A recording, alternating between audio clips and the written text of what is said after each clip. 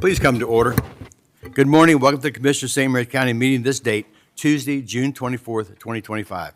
I am Randy Guy, President of the Commissioners of St. Mary's County. I'd like to introduce the other commissioners. Sitting to my right, representing the 1st Commissioner District, which includes Bridge, Piney Point, St. George Island, Mr. Eric Colvin. Good morning. Representing the 2nd Commissioner District, which includes Leonardtown and Hollywood, Mr. Mike Hewitt. Good morning. Sitting to my left, Mike Alderson Jr., who represents the 3rd Commissioner District, which includes Charlotte Hall, 7th District, Golden Beach, and Mechanicsville, is unable to be here today. Representing the 4th Commissioner District, which includes Lexington Park, some of California, Great Mills, and some of Hollywood, Mr. Scott Ostro. Good morning. Seated next to Scott Ostro at the end of the dais is David Weiskopf, our County Administrator.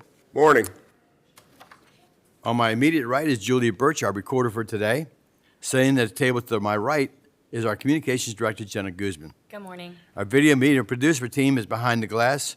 Please turn your cell phones off or on vibrate. When you come to the presenter's table, please approach by coming down the center aisle. And remember, this meeting is being televised, so you need to speak clearly and directly into the microphone for recording purposes. At this time, please stand for the invocation and pledge.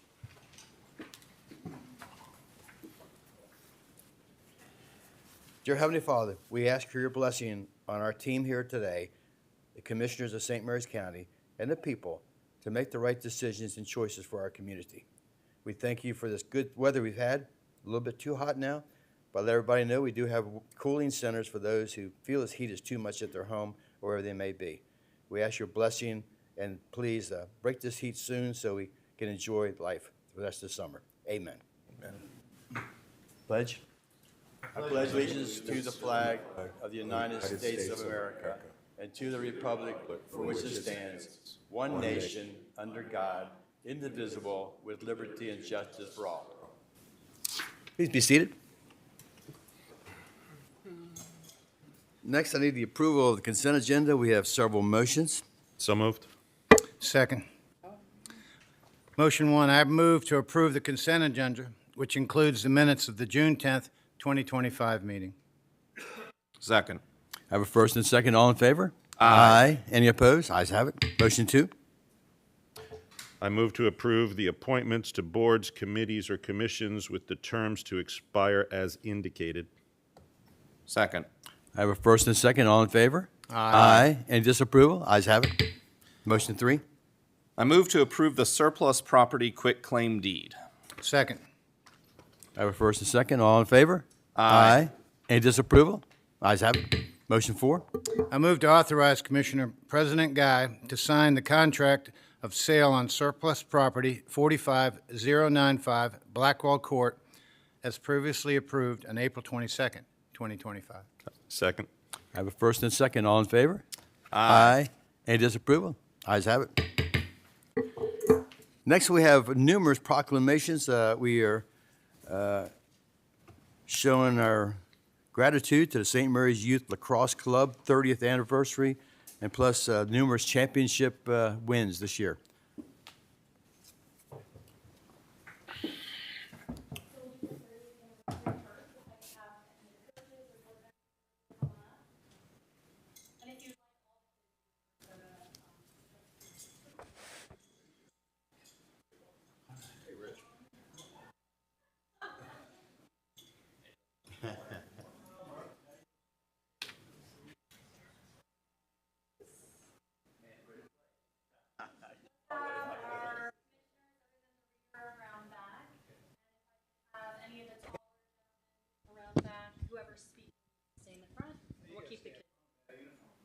Yeah, I mean, the stick gets you front row access. So why don't you stand next to Connor? Okay. Whatever. How are you doing? I'm going to send you.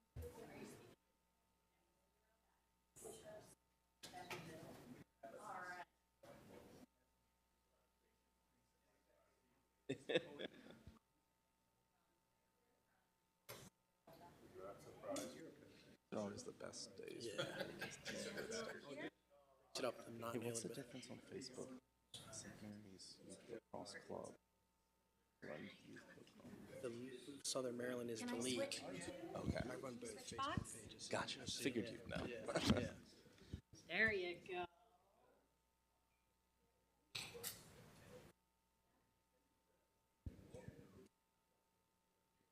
All right. Thank you all for being here this morning. This is always exciting when we get to recognize some of our youth teams in the county and all the great work that they do. So I'm going to start off, and each of the other commissioners has proclamations for the individual teams, but this is for the 30th anniversary, and it reads, whereas St. Mary's Youth Lacrosse Club was established by Charter Board directors Michael Loughran, John Southern, Frank Goldbach, and Michael Stamm to nurture a love for lacrosse and to provide athletes ages 5 through 14 of all experience levels with a place to grow both on and off the field.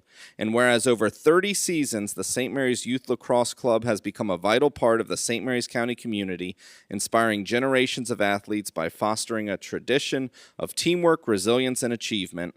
And whereas the continued success of the St. Mary's Youth Lacrosse Club reflects the dedicated efforts and leadership of the current board of directors, Robert Frazier, Patrick Haley, Connor Loughran, Chad Day, Richard Gill, Bo McCall, Joe Kubinick, Alex David, Jason Childs, and Nita Reynolds. And whereas the St. Mary's Youth Lacrosse Club has served as a cornerstone of lacrosse development in our county, creating opportunities for players, coaches, and families to come together in pursuit of the spirit of sportsmanship and making lasting memories. Now, therefore, we, the commissioners of St. Mary's County, do hereby recognize and celebrate the St. Mary's Youth Lacrosse Club's 30th season and encourage all members, past and present, to celebrate this historic achievement with pride, gratitude, and enthusiasm. Signed this date by all the commissioners of St. Mary's County.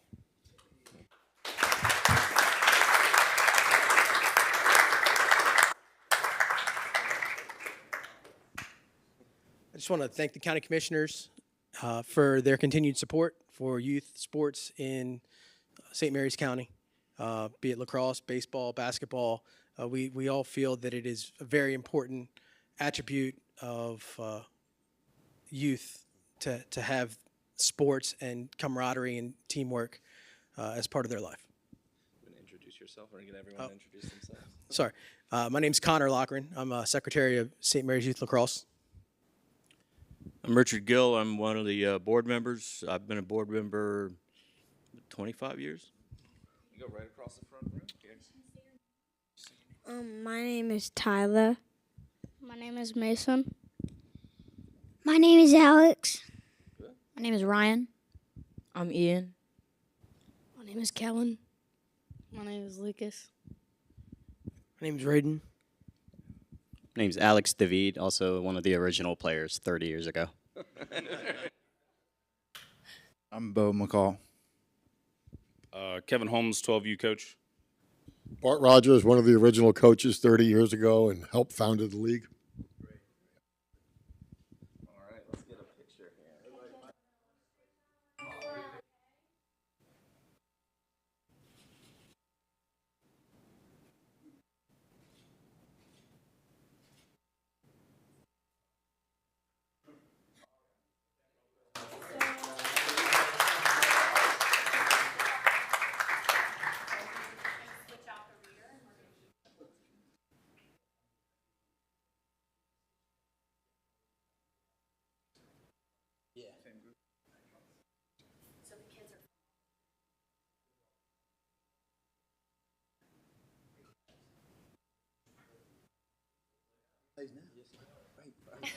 Five-year-old.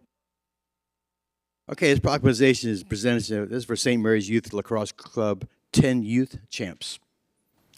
Whereas Commissioner St. Mary's County proudly recognize and celebrate the 2025 St. Mary's Youth Lacrosse Club 10U team for their momentous achievement of winning the 2025 Southern Maryland Youth Lacrosse Association Championship.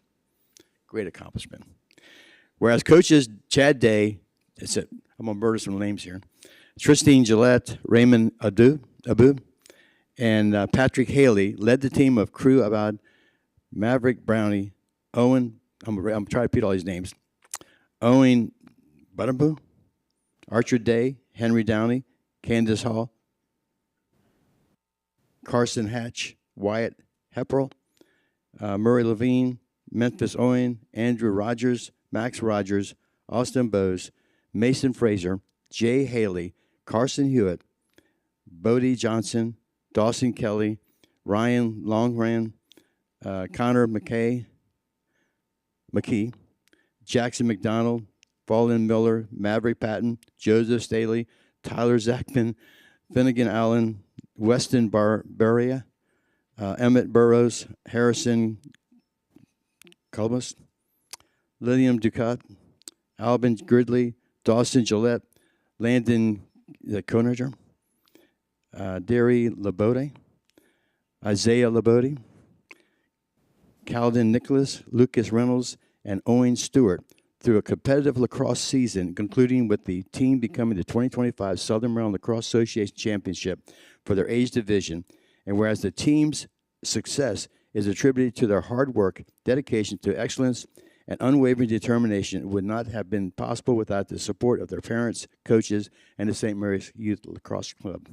Now, therefore, we, the Commissioner of St. Mary's County, do hereby commend and recognize the members of the 2025 St. Mary's Youth Lacrosse Club 10U team for an outstanding competitive lacrosse season and for their dedication to their team and community. This date, June 24th, 2025.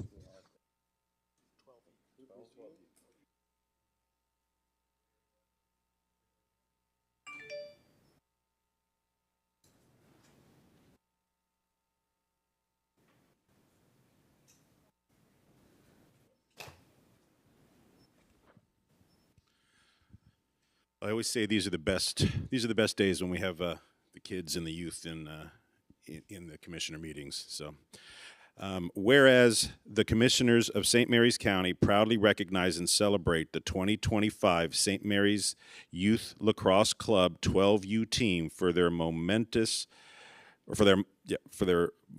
achievement of winning the 2025 Southern Maryland Youth Lacrosse Association Championship. And whereas head coach Richard Gill led the team of Jack Abel, Braden Oth-Payne, Maxwell Basta, Ralph Broom III, Alexander Brown, Parker Bergen, Nate Farcy, Henry Fleming, Andrew Gutierrez, Jack Hagan, Brantley Hayes, Huxton Holman, Vander Holloman, Kellen Holmes, Lucas Jackson, Ian Jiang, Jeb Johnson, Shay Johnson, Abel Kasaluk, Hunter Kellum, Reese Krakow, Colin Lacey, Carson Mattingly, Tommy Mayo, Alexander Petrillo, Cyrus Reynolds, John Mark Summerlin, Jack Taylor, Benjamin Trahoon, John Paul Thout, Kelvin Vigil, Bentley Wathen, Flanagan Weekly, Nathan Weinstein, Ethan Weisner, Bradley Weiss, Connor Wolf, and Sterling Wynn through a competitive lacrosse season, concluding with the team becoming the 2025 Southern Maryland Youth Lacrosse Association champions for their age division. And whereas the team's success is attributed to their hard work, dedication to excellence, and unwavering determination, and would not have been possible without the support of their parents, coaches, and the St. Mary's Youth Lacrosse Club. Now, therefore, we, the Commissioners of St. Mary's County, do hereby commend and recognize the members of the 2025 St. Mary's Youth Lacrosse Club 12U team for an outstanding lacrosse season and their dedication to team and community. This date, June 24th, 2025.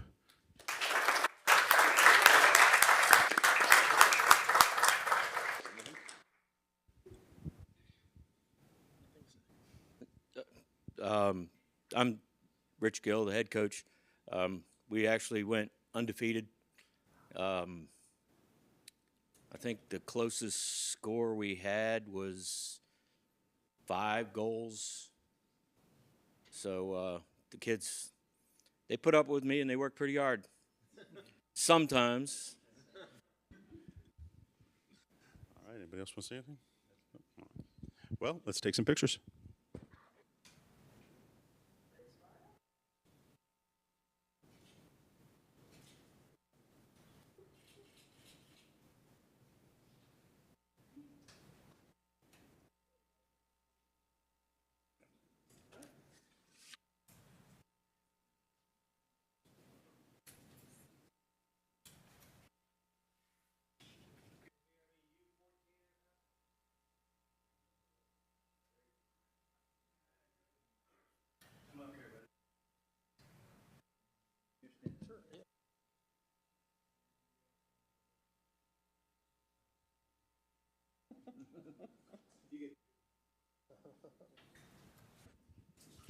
Youth lacrosse. You know, we're always wondering what our kids will get involved in when, you know, we raise children, we hope for the best. Lord knows, will they want to play baseball? Will they want to play football? Will they want to do basketball? You know, that's what I did, so that's, of course, what they wanted to do. Well, when my son came along, he said, Dad, you know, basketball is a little boring. You know, I got to run up and down all the time. And he said, baseball, okay, but, you know, he said, I really like lacrosse. And he said, I like soccer. I said, well, that's a little different. Okay, so, you know, we're going to do something different now. So in 1995, he got involved with club lacrosse. And there's some great people involved. Bart Rogers, Mike Loughran, Mike Wettengale, the late Judge Stamm, Mike Stamm, Frank Goldbach. And I remember they started it up, and they came to me. I was on the Board of Education at the time. It's definitely not about me, but it's about them. They said, Mike, we want to get this in the high schools. We want to get lacrosse in the high schools because we hadn't had lacrosse. And I said, well, you know, I don't know. Let's run it up the flagpole. So we ran it up the flagpole at the high schools. All the athletic directors were said, no, we got too much to do already.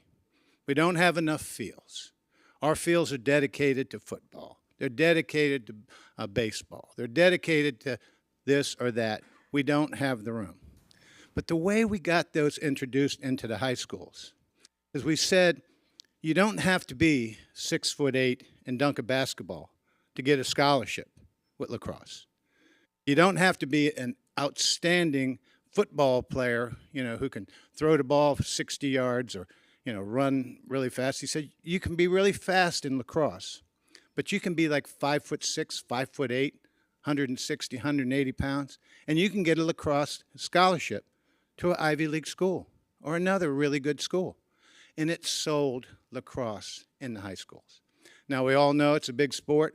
It's well received, and it was a great idea that came from gentlemen like Bart Rogers, Mike Loughran, and all the other people I recognize. So I wanted to say that up front. So now I have the U14. Whereas the Commissioners of St. Mary's County proudly recognize and celebrate the 2025 St. Mary's Youth Lacrosse Club U14 team for the momentous achievement of winning the 2025 Southern Maryland Youth Lacrosse Association Championship. Whereas coaches Eric Beasley, Donald Breathen, and Jeffrey Flick led the team of Ransom Barr, Nathan Blake, Rex Bothwell, Miles Fiard, Harrison Farr, Brooks Flick, Austin Frazier, Harrison Hardy, Declan Lacey, Sam Lewis, Sam Loshi, Trevor Loy, Miles McCrae, Raiden McCall, Wyatt Moltmeyer, Mason Raley, Tyler Rotke, Jackson Schubert, Julian Torres, Uriah Turner, Peter Wart, Nathan Bell, James Blake III, Braden Bridget, Skylar Carey, Levi Farr, Jackson Frazier, Ryan Haynes, Jack Ham, Jackson Jones, Parker Lockhart Jellick, Gavin Phelan, Bodie Phillips, James Reynolds, Henry Reuter, Blake Shea, Caden Smith, Wyatt Spencer, Seamus Troutman, and Andrew Wood through a competitive lacrosse season, concluding with the team becoming the 2025 Southern Maryland Youth Lacrosse Association champions for their age division. And whereas the team's success is attributed to their hard work, dedication to excellence, and unwavering determination, and would not have been possible without the support of their parents, coaches, and the St. Mary's Youth Lacrosse Club. Now, therefore, we, the Commissioners of St. Mary's County, do hereby commend and recognize the members of the 2025 St. Mary's Youth Lacrosse Club 14U team for an outstanding lacrosse season and for the dedication to their team and community. This date, June 24th, 2025.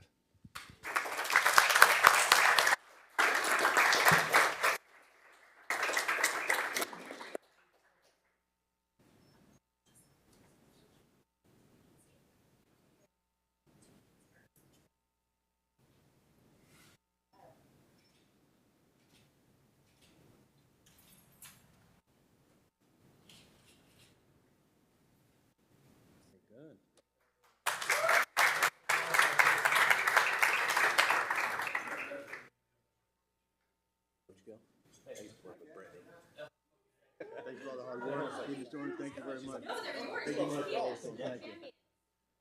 Thank you all.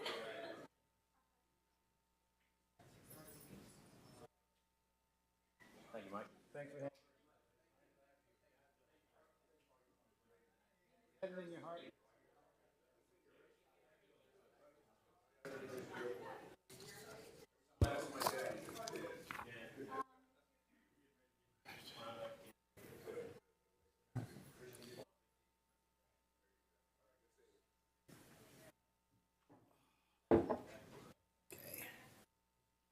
Oh, sorry.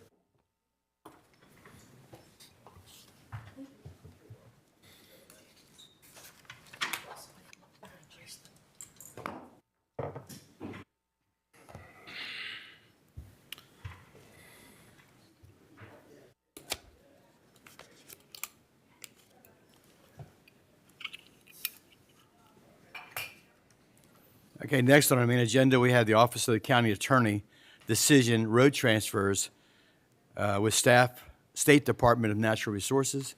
Our presenter is Ms. Buffy Giddens, our county attorney. Good morning. Morning. Morning. I feel like I've been before you on a lot of times on this particular issue. I'm not quite sure why. We had the original request for public hearing was April 29th. It went to public hearing on June 3rd. There were no comments that we received, either written or oral, regarding this road transfer. And just as a reminder, this was a request to transfer.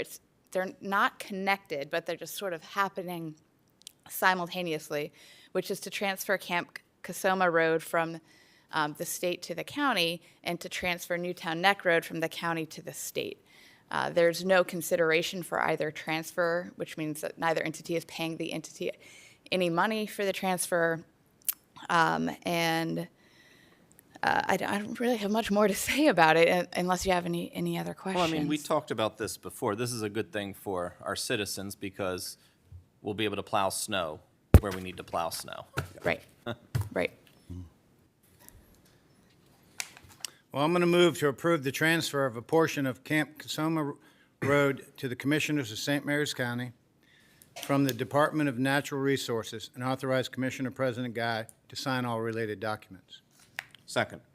I have a first and second. All in favor? Aye. Any disapproval? Ayes have it.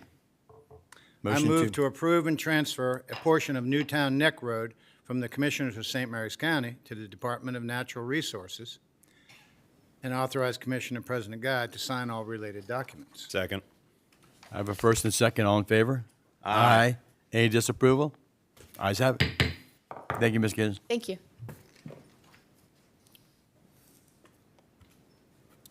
Are we too early? We're about 4 minutes early, I reckon. We are. So we'll take let's take about a 4-minute recess. There you go. Sounds good. The kids all left. We can't have recess?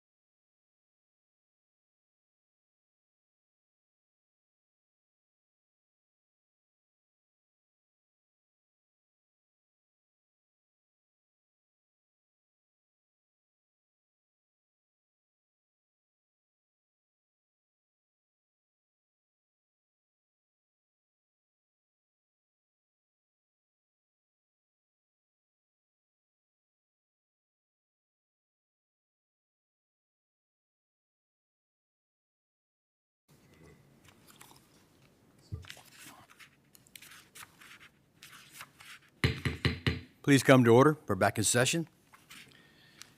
We will now open the public hearing for comprehensive plan and amendment and zoning map amendment, Zone 24-0413, Pax River Village Center. We will now have a presentation from Courtney Jenkins, our Deputy Director. Morning. Thank you. Good morning, Commissioners. Morning.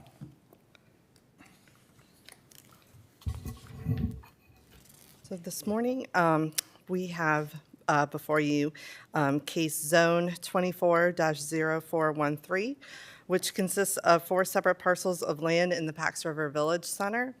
All four parcels are located in the Lexington Park Development District and have some have portions in the AQs. To match the staff report and for consistency purposes, I will refer to the properties as the shopping center property and the ortho property.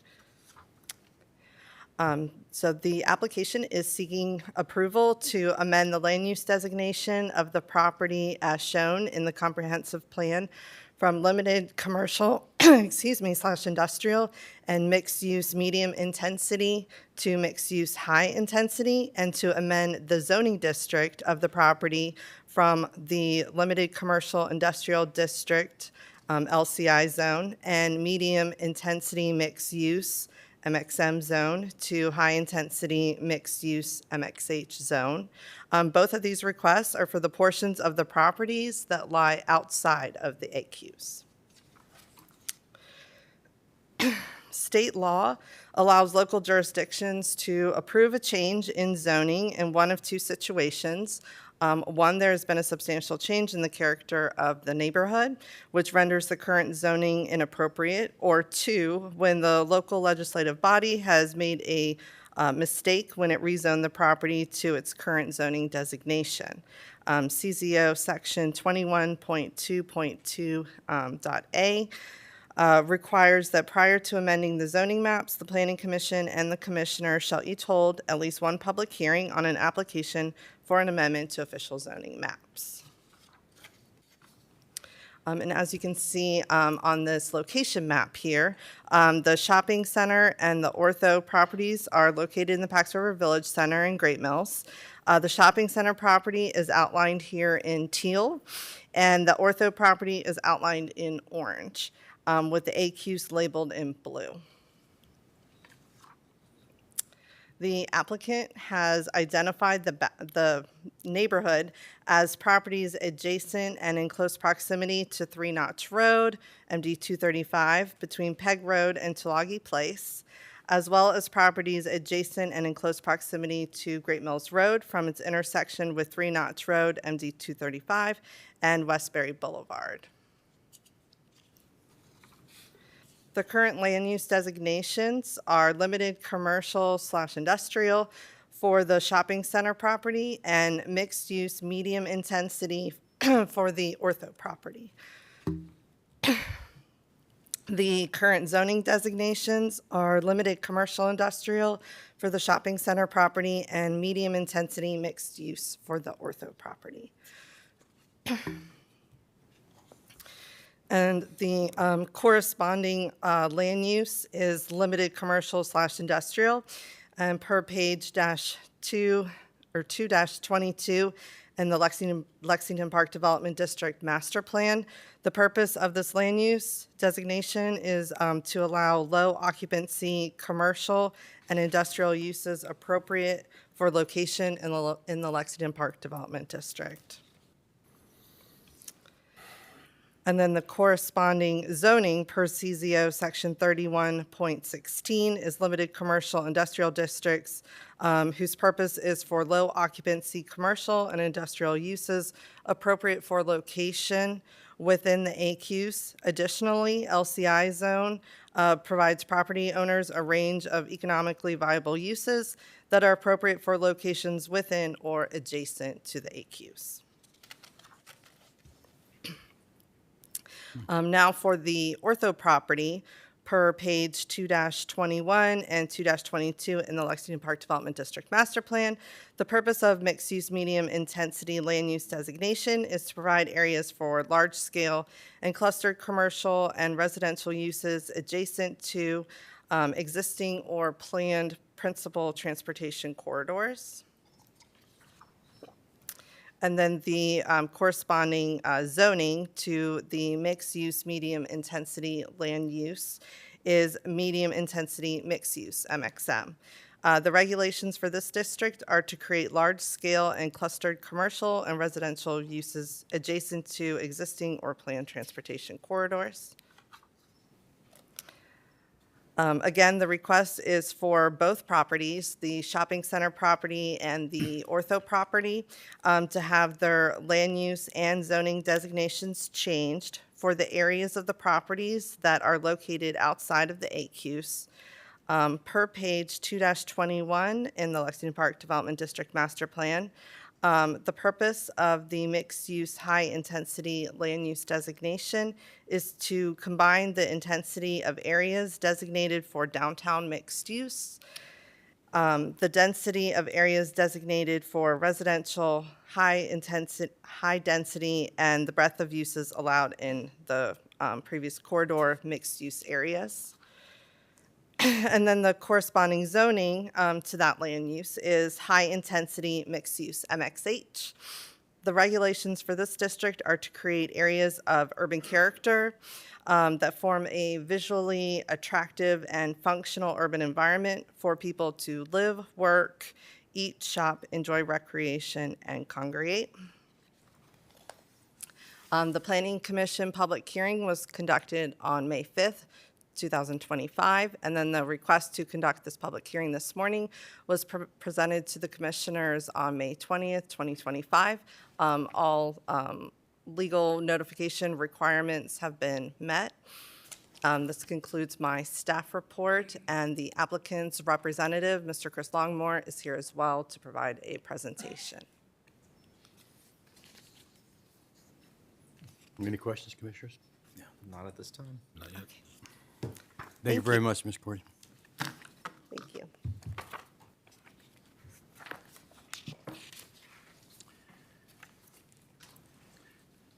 Thank you, Ms. Jenkins. Do you want to come up and present? Ms. Longmore, how you doing today? Good morning, Commissioners. Good. For the record, Chris Longmore on behalf of my client, Atlantic Realty, and their entities that own the Patuxent River Village Center property. I appreciate the time to speak to you tonight. I'll try to be brief, knowing you have a lot of other agenda items coming up. I'm really proud to be here representing this client and this developer that came in and took a property that is well known in the county, is very important to the county, very important to Patuxent River Naval Air Station because it's right outside of the gates. And as there is proof on the ground now as part of their phase 1 project, how good the project is starting to look and how great it's going to be when it's done. We're really here to talk about their phase 2 of their project today, and part of that is the zoning map request. That's part of that. In phase 1, just to highlight it for you, that was approved by the Planning Commission and it's under construction. About 90,000 square feet of existing buildings were removed, including a great deal that were directly within the AQs and APZ2 zone, including the hotel that had gone into disrepair that had been there, which was a disallowed use in that zone. So that's been removed and a lot of other area has. They've cleaned up parking and access roads and sidewalks, and they're bringing new businesses to this area, such as Aldi that you can see under construction that will open, I believe, hopefully sooner than later this year. All of these things are a great improvement to that area.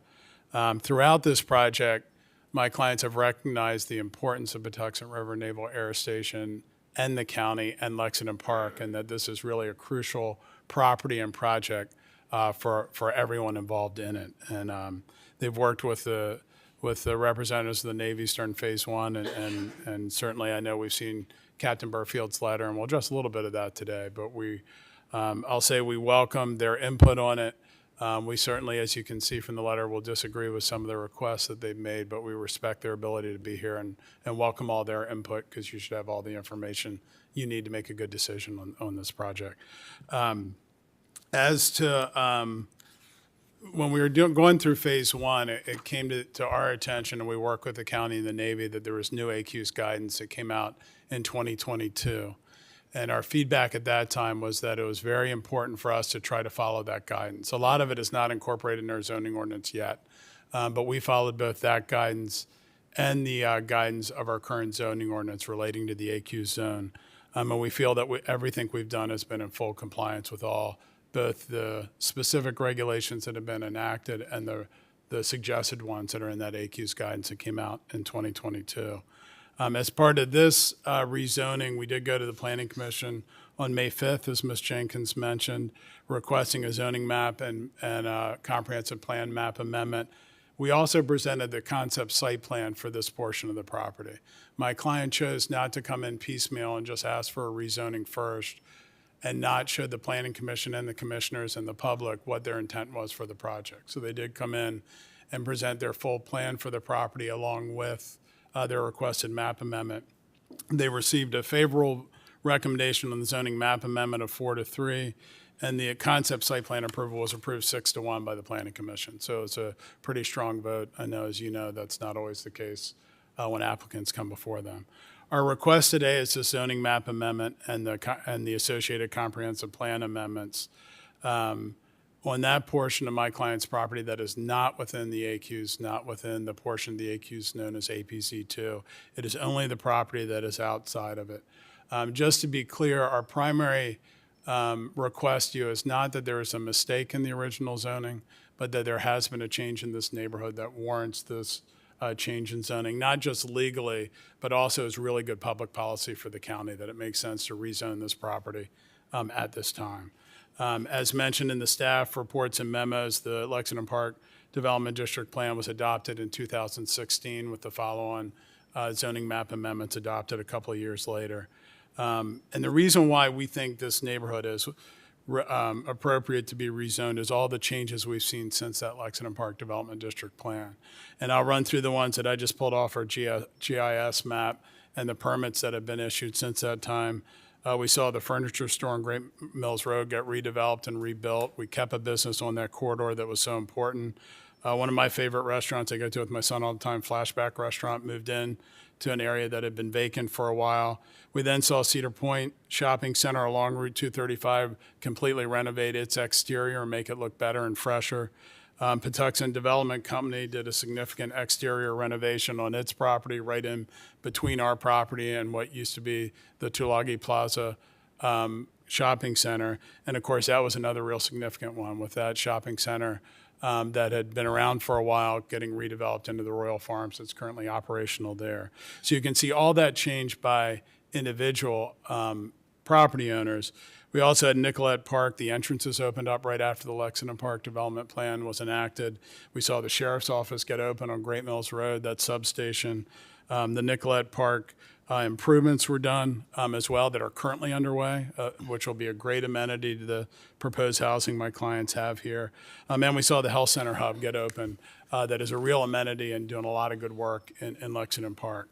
There are standards that we submitted in our PowerPoint before the Planning Commission. We'll certainly make a copy of that available within the public comment section. There are 6 standards under the state law that we believe we meet, and it's in the Planning Commission records. But really the couple of points I'd like to make to you today is to focus on really there's 3 main reasons why we think it's appropriate to adopt this zoning map and comprehensive plan changes.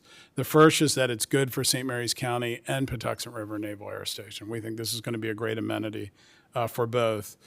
Second is that the project complies with all the AQ's regulations and guidelines. We think that's important to do for the county. You as county commissioners in this county, since I've been practicing here, has taken great lengths to look at that guidance that we get and incorporate that into our zoning rules. We have followed all of those, so we think that that's important. And in light of those 2 reasons, the other big reason is that if it were to be denied for some of the reasons requested by some of the public comments, we believe it would have a great chilling effect on getting people to invest in this area of our county, which has been a priority of this county since I've been practicing when I came back 25 years ago. So if this is denied on something that is not set forth in the rules or regulations, we're concerned that other people like my clients who have come in and invested tens of millions of dollars into our community to fix up this area that we've wanted fixed up for decades. Nobody else is going to come in if they don't know what the rules are. And we think that that's really important for you to consider. Just to this is about the zoning map amendment, but some of the comments were based on the site plan. So just to touch on it, some of the reasons why it's good for the county and the Navy base. The housing is perfect for the workforce on the base that's being proposed there. The site plan is in the record. If you have follow-up questions, we're happy to answer that. There's a proposed daycare center there, which I know you as commissioners know is desperately needed in our county, both for people that work on base and outside of it, and it'd be a great location for that. It'll be one of those walkable communities that I've been hearing about since I started doing planning work that we really don't have a lot of in this county, and this is finally a developer putting their money behind putting one in place. And it cleans up a property that has needed to be cleaned up for a long time. There's been a lot of bad activity happening in this area of Lexington Park. If we leave it a plain parking lot with no uses on it the way that it's been for decades, that activity will continue. If you allow these individuals to proceed with this reasonable project, we think a lot of that will be successful, again, both to help the base and the county. We believe it meets all the requirements of the AQ's regulations. I haven't had a chance to go over every specific in the letter that was submitted yesterday by Captain Burfield. But if you look at it, I don't think anybody's saying we're not following the regulations. We've gone through that 2022 guidance very carefully. We've also gone through the county zoning ordinance that has adopted a lot of that and some of the prior AQ's guidance. There's two concerns with the AQ's, noise and accident potential. We're outside of the accident potential zone. We're next to it, but we're outside of it. And the noise contours were within the acceptable contours for residential, both based on the letter that was submitted yesterday and in the regulations in that 2022 guidance. And I'm sure you have that from staff, but we'll be happy to provide it so you have that in making your decisions. Our bottom line is we believe, our second reason is that we meet all those criteria. And the final, again, and I won't harp on this because I know time is short, but a denial of a project because it's next to or near an area that has a lot of restrictions on it, we think will really have a chilling effect on getting the investment in this area that we need in this county. I mentioned I moved back here 25 years ago wanting to practice law where I grew up. I came back here doing a lot of the zoning work. I've been before you many times over the years. I can remember then the push to revitalize this area. That was the priority then. There was a great deal of hope and energy because there was some streetscape money that would plant trees along Great Mills Road. There was infrastructure costs that the county started to invest in that. That was a couple of decades ago that work was done. That's starting to bear fruit now when you see all the other public investment that both this board has made and our other state and county agencies have made. When you look at the library, when you look at the Lexington Park Volunteer Fire Department, all of that area that is coming to life now. And we think that it's important for the commissioners to look at this as a good public policy to rezone this property to a zoning category that many of the adjacent properties are already zoned MXH right there. There's another property within 80 feet of the AQ's line that's already zoned MXH, right adjacent to our property. We think it's an appropriate zoning category because the commissioners have already chosen to zone a lot of the properties that zoning category. It will put people living there. It'll make it a safer area in our community, and it follows all the rules that we need to follow to protect the mission of the base, but also to benefit our county. Accepting the restrictions that puts on our property, my clients have designed a project that will satisfy all of those, and we think it'll be a great addition to the county. I would hate for a decision to be made not to do this and us to be looking back 25 years from now and saying we missed a real opportunity to revitalize Lexington Park, because I've been waiting for 25 years like many of the people here have. So those are our comments today. Happy to answer any questions, and we can submit any additional information if you need it. Questions, anybody? Not at this time. Not at this time. Thank you, Mr. Longmore. Great presentation. Thank you very much. Now, Dave Weisskopf will now provide the format for today's public hearing. Thank you, Commissioner President Guy. Here are the guidelines for today's public hearing. All speakers who wish to address the commissioners are asked to fill in a sign-up sheet located in the lobby. All speakers will be allotted 3 minutes to address the commissioners. At the end of the 3 minutes, our Communications Director, Jenna Guzman, will let you know your time has expired. We ask that you respect the 3-minute time limit in order to give all those who wish to participate an opportunity to be heard.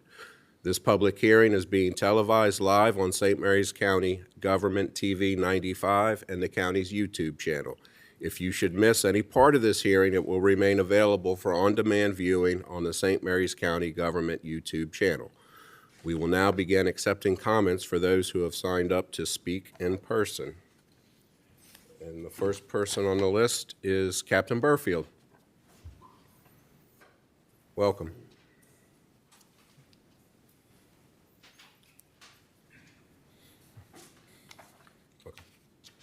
Morning, Captain Burfield. Morning, sir.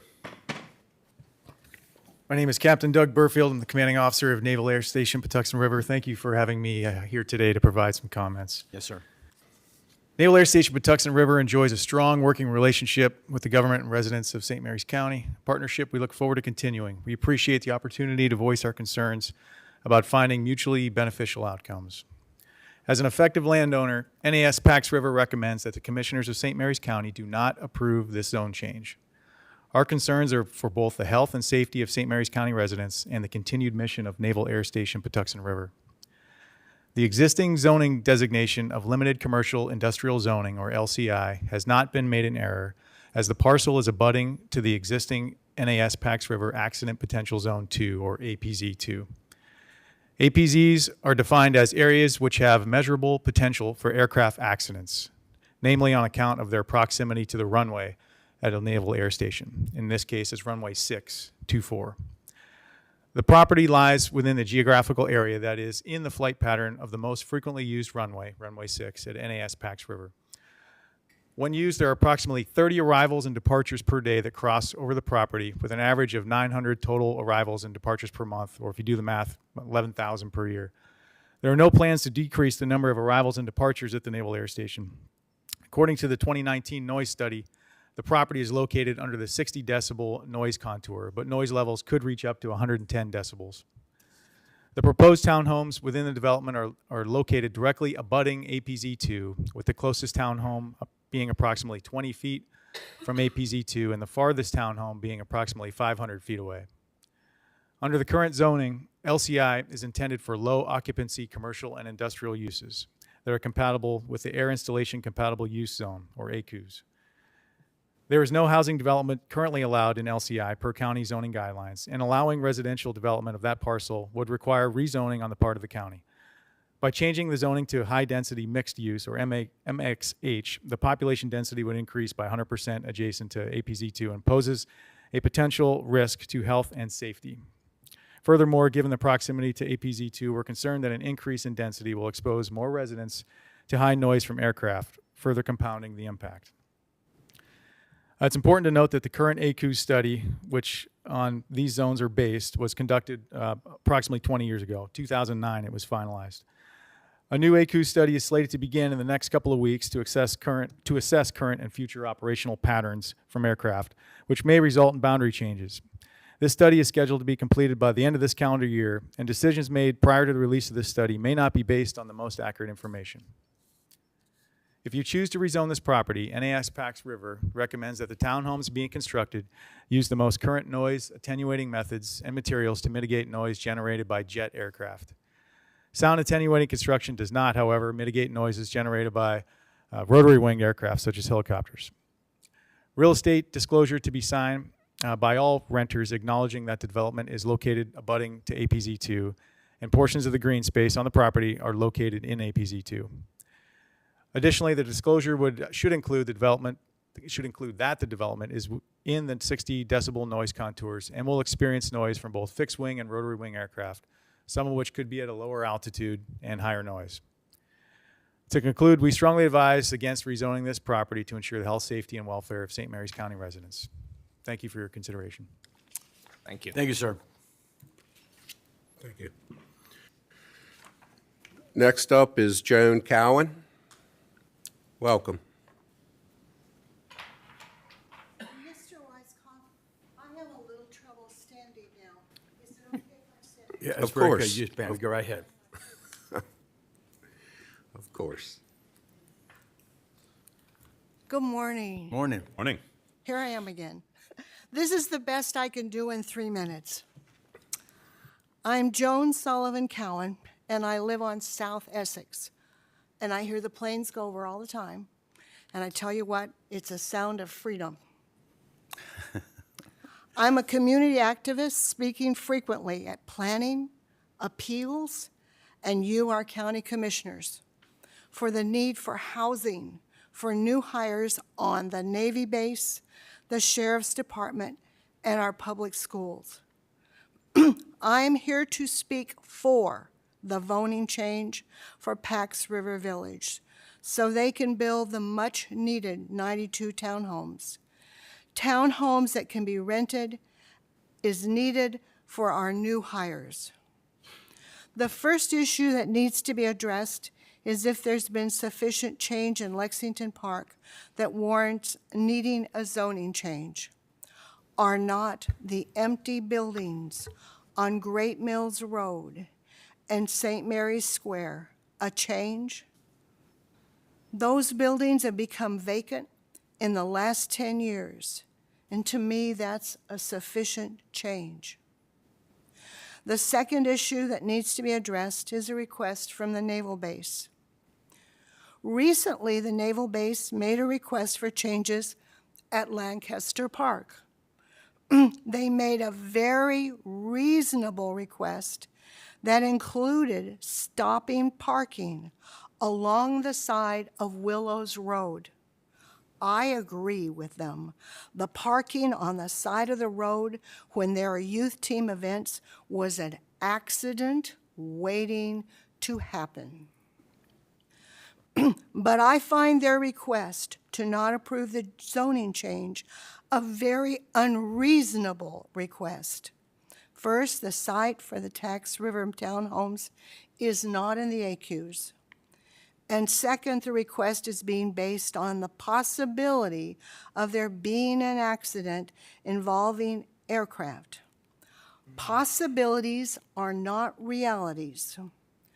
The reality is our county needs more townhomes. Townhomes are reasonably priced for new hires, and the zoning needs to be changed so the Pax River Shopping Center will truly become a village, a very walkable, affordable village where residents can shop and live. Please vote for the zoning change. Thank you very much. Thank you, Ms. Cowan. Thank you, you. ma'am. Next up is Mr. Troy Cowan. Welcome.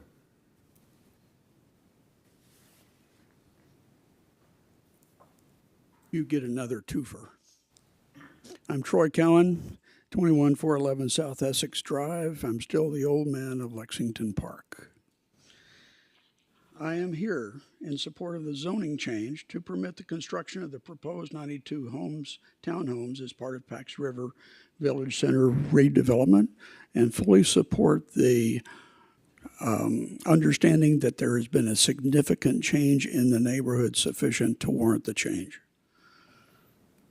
On the Navy's issues, as the proud son of a World War II naval aviator, I normally support U.S. Navy aviation programs, especially those concerning aviator and public safety. However, I find the position taken in the recent 20 June letter to the commissioners a bit of overreach.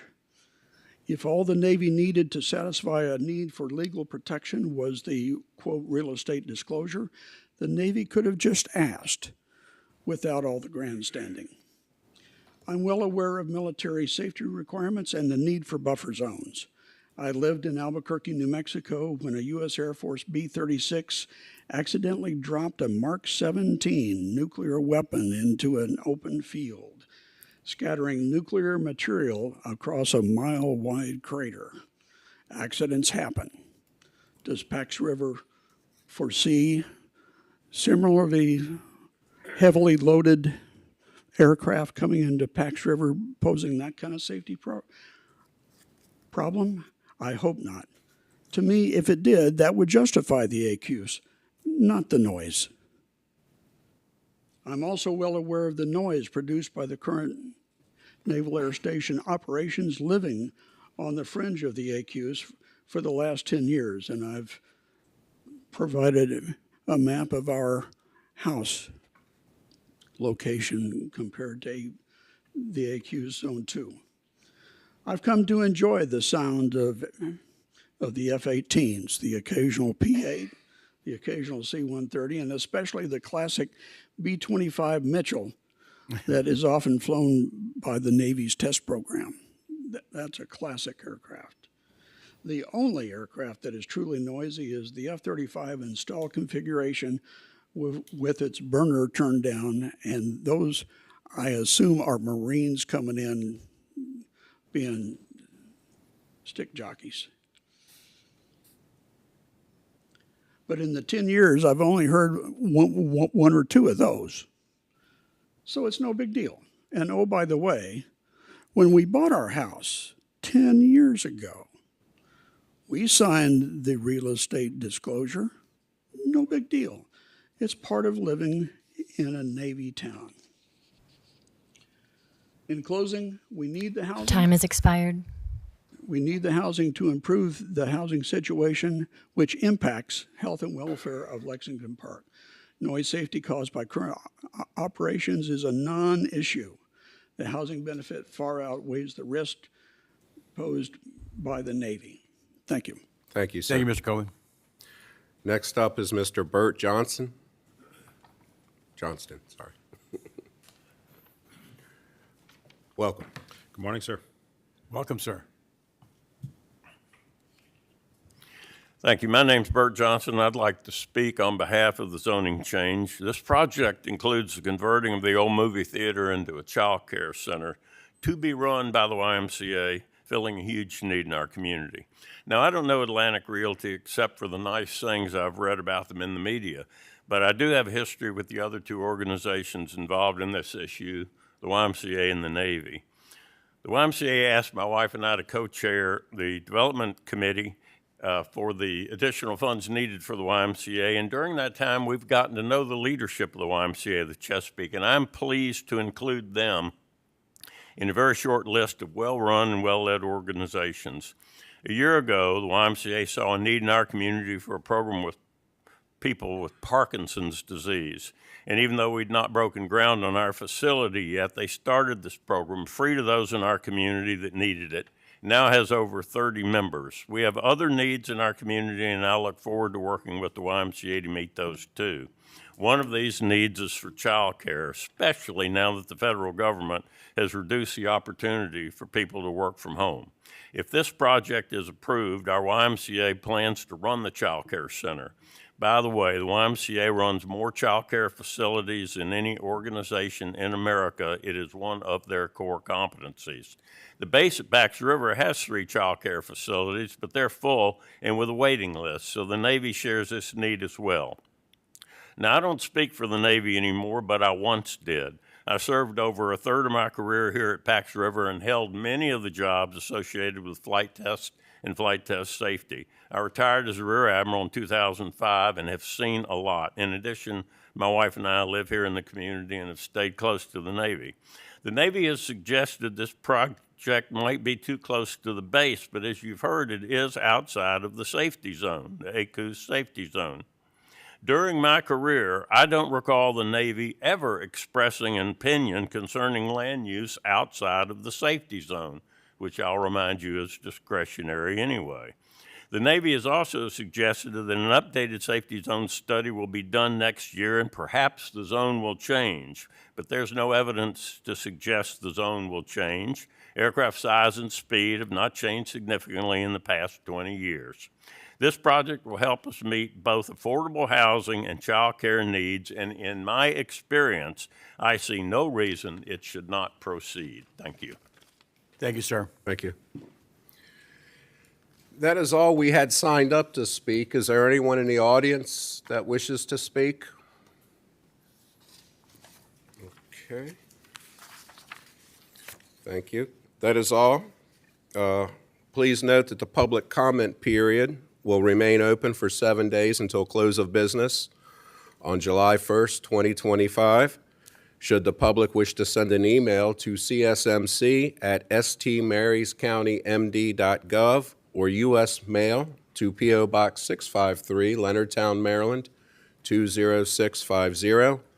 Commissioner President Guy, that concludes the comment period of this first public hearing. Thank you, David. Appreciate it very much. I will now close the public hearing.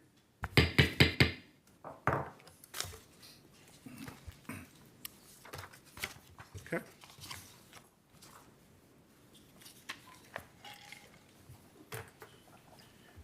We will now return to our normal agenda. Next will be the county administrator's time. Thank you. First up, as always, are the draft agendas for July 15th and July 22nd. There will be no meeting on July 1st or July 8th. On July 15th, the commissioners will meet at their normal time and place, followed by two proclamations, one for National Park and Recreation Month and one for Maryland Buy Local Week. And at 9:15, they will have the final decision on Pax River zoning map amendment and comprehensive plan amendment, followed by county administrator time, commissioner time, and then adjourn. On July 22nd, you'll start at your normal time and place, followed by county administrator time, commissioner time, and then adjourn. And starting with today, first up is from the Sheriff's Office for the St. Mary's County Automated Speed Photo Enforcement Program.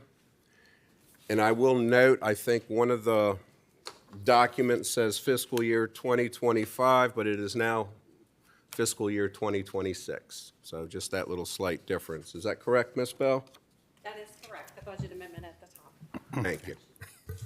Sometimes it takes a little bit. Welcome, sir. Morning. Morning, Commissioners. Morning.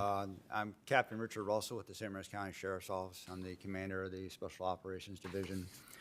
Just to introduce briefly, to my left is Miss Debbie Trainer.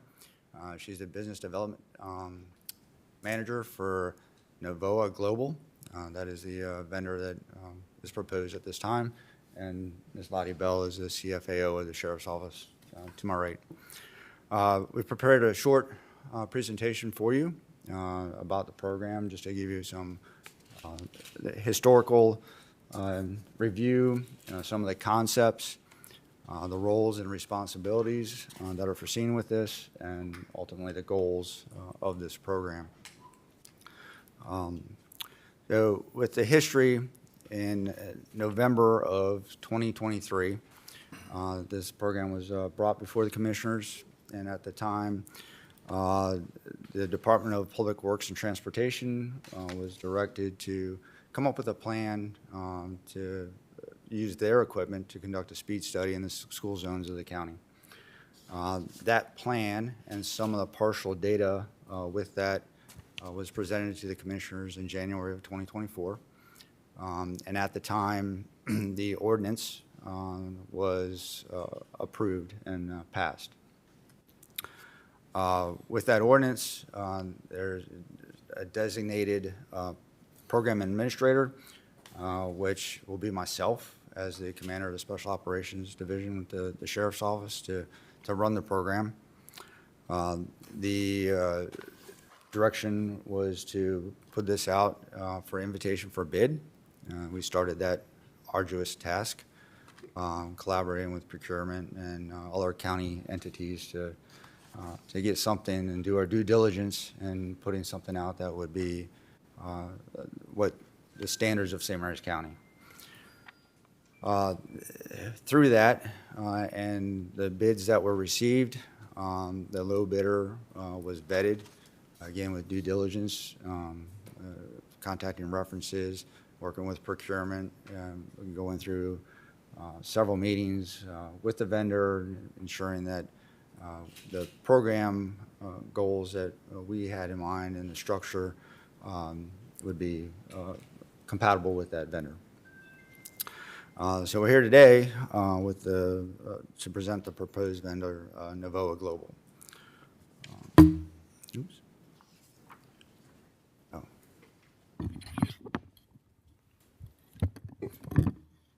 Just a little closer. Louder enough. That's odd.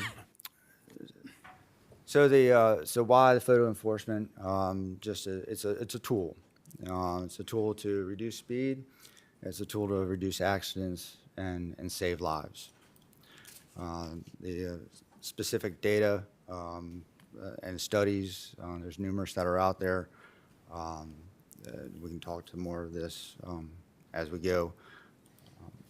As far as the implementation of the proposed program, I'll let Ms. Trainer take it from here. Absolutely, thank you. Next slide, please. Thank you so much. Again, my name is Debbie Trainer. I'm with Novoa Global. The county has done speed studies, and should the commission approve this project and move forward, our company would also come in and do additional speed studies at the same school zones. The reason for this is to obtain data specific to the hours of operation when you can operate cameras in school zones from 6 a.m. to 8 p.m., and also confirm the first set of data. This can be used also as a baseline. So moving forward, if the commission approves cameras, then you can show the public that this technology works by showing a decrease in violations over time. The Sheriff's Office will select the sites, and we'll also work with the Sheriff's Office on the best placement of either a portable image or portable unit or a actual fixed violation image. We'll prepare all the necessary drawings and permits and seek DOT approval, whether it's county or state, and then deploy all the systems. Here's some images of some of the signage that's located throughout the county for school zones. Additional signage will be placed at these school zones where automated enforcement is, warning the public that camera systems are activated in this area.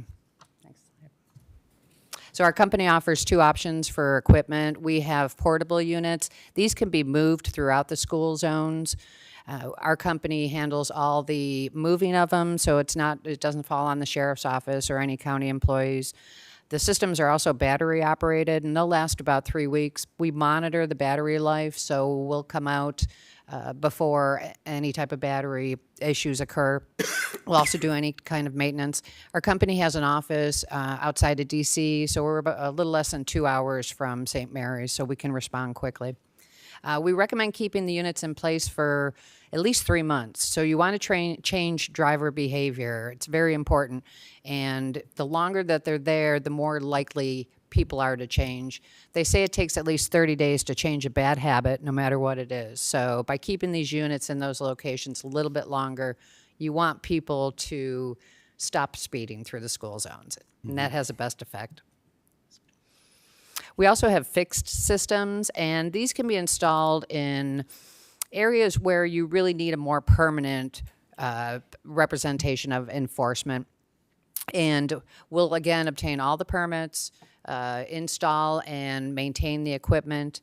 And we try to use existing poles. If not, we can install new poles. But the design is pretty sleek. There's no cabinets at the base of the pole, so it'll blend in nicely with the county's aesthetics. Next slide, please. So here's a sample violation image. If you look in the lower right-hand corner, it'll show the vehicle and where the detection method, which is radar, targeted the vehicle for speed. In the upper right-hand corner is a second image of the violator, and then to the left is a zoomed-in license plate image. When the image is captured on the side of the road, it is encrypted, and you'll see information on it that includes the posted speed, the time of day, the speed that the violator was going, day of the week, and the location. And in addition to this, there's also a video that accompanies this. So our company offers what we refer to as a full turnkey program, where we perform the majority of tasks associated with the program. Again, this includes installing, operating, and supporting all the equipment. We'll provide pre-processing services. What that means for the county is that the sheriff's office will determine what criteria is used for that violation. We'll apply that. Those images are sent to law enforcement over at the sheriff's office for approval. Once that's approved, we can print and mail the citations for the sheriff's office, and we can also mail second notices too. Our company provides an 800 number. We have bilingual operators, and we can answer any questions on the violation. We also provide a website, too, and that information will show up on the citation where the violator can go, pull up their images, see all the data associated with their violation, along with viewing a video. This website also provides a violator access to pay the citation, contest a citation, ask for more information, frequently asked questions, things like that. In addition to providing all these services, we'll also train all the county employees on who will be using the software on not just how to use the software, but also to defend the technology in any kind of contested cases. We'll assist with public education efforts. It's important to get the message out, notify drivers and the community about this program and the goals of the sheriff's office prior to implementing the actual enforcement. And of course, we'll provide support throughout the entire program.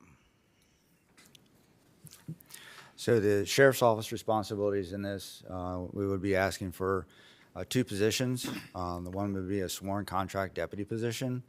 That is the concept that we started with, to have a sworn deputy sign off on those violations and represent the sheriff's office in court if need be.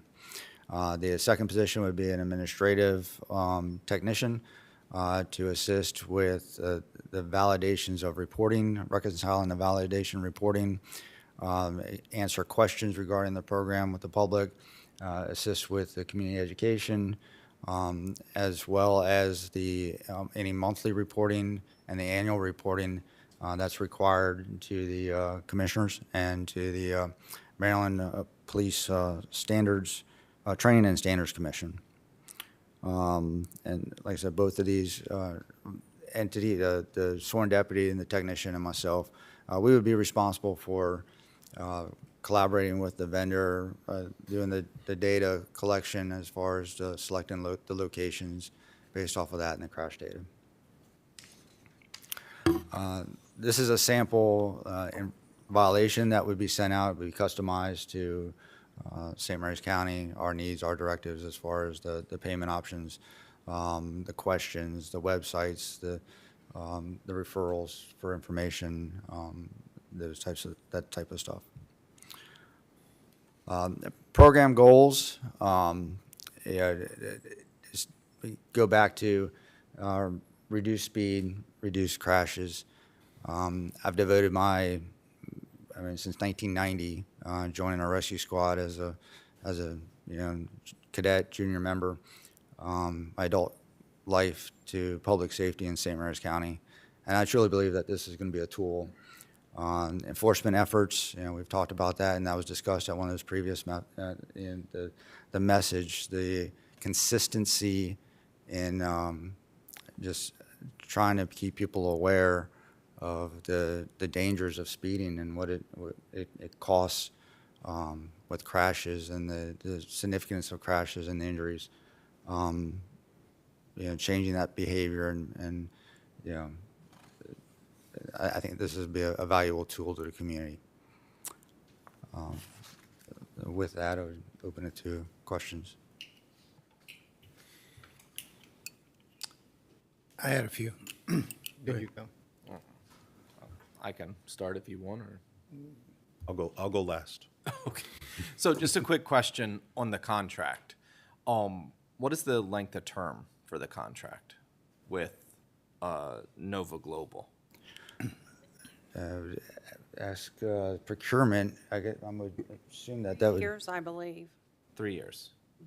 Okay, and the bid that we are seeing is a 1-year cost. Correct. Okay. So at the end of 3 years, if the program is successful, we may not need it anymore. Yes. Awesome. And that would be the goal. Yep. Yeah. Okay. Thank you. Okay, Ms. Trainer, let me ask you. Tell me, where else do you have these systems? In 9 different states. So, you'll actually be our second one. We're just finalizing and about to sign a contract with another Maryland agency. So we also have, and I know it's not Maryland, but we have the stop sign camera program in Washington, D.C. Okay. We have multiple other states from, Tennessee, Alabama, Florida. Our corporate offices are in Orlando, but again, we do have an office in DC with technicians and a program manager there also. So we'll be essentially your pilot project in You'll be our Maryland. second. Second, okay. Well, welcome to Maryland. Thank you. Tell me, you talked about fixed and mobile units. Once people tend to identify where these things are, they obviously slow down. So have you focused on, has your company focused on school zones, or have you focused on just speed areas, what you've identified as speeding areas? Both. It really depends on the jurisdiction, whether it's a county or city. So we do school zones, and that's a lot of counties and cities are moving to school zones because you have so much pedestrian traffic there. Sure. And it's difficult for law enforcement with traffic, with vehicles, with children to enforce it successfully. So that's really how the cameras came about. We do have some areas up in Chattanooga, we have cameras on what's called the S-curves, a residential neighborhood where people couldn't pull out of their driveways. And so that changed behavior over the course of the program, and those cameras have been in there for years. And then obviously red light cameras is kind of where everything started years ago. So, Well, I've always been somewhat opposed to this idea of issuing a ticket to the vehicle because that doesn't correct the driver. And the driver may not be the owner of the vehicle that's getting ticketed. So I've been resistant to approve this. But I do have to say I've seen a noticeably uptick in the amount of accidents. I don't know if they're attributable so much to speeding, distracted driving, medical emergencies. I mean, there's all types of things that can cause this. What I talk about that I think is important is school zones are paramount. Just what you just said, the amount of people these days dropping kids off, picking kids up, that type of thing. But when I look at Route 235, from the Navy base up to Route 4, you have an area there that's very hard for a police officer to pull somebody over. And you have a speed limit that people exceed often because people are in a hurry to get home and or to get to work, or whatever their appointment is. So the key is, in my opinion, is the ability to move these things around or to put dummy cameras up. Because I know on Hollywood Leonardtown Road, there's a police officer that lives as you come into Leonardtown about a quarter mile out, and he always parks his police vehicle out there by the road. Hey, it makes me slow down. I mean, was I'm going not to sure say, if I'm do you speeding slow anyway. down? But it's that visibility. It's that awareness that, something's going on. So when I think about you want to confirm data, so we provided data from our DPW. So you're going to go to the same places? We'll go to the same school zones that the sheriff's office provides. The data that was collected was for a 24-hour period, so we'll provide the data for 24 hours, but we'll break it down to say here are the number of passings, number of vehicles that have gone through this area, and also the number exceeding 12 miles during the 6 a.m. to 8 p.m., which is when school zone cameras can operate. Yeah, so I mean, they should operate during the school day. Would you agree? Yes. And that's what'll happen? Yes, 6 a.m. to 8 p.m., allowing for after-school activities and Makes things sense. like that. Yep. Okay, I'm sorry. go What I was going to say too, alluding to your point, if the person driving, if the registered owner receives a citation and they're not the one driving, they do have that option to contest it, provide potential documentation, say, hey, I wasn't driving, to have that citation dismissed. Is that right? So if my daughter got a ticket, I shouldn't say it that way. If somebody else got a ticket in my car.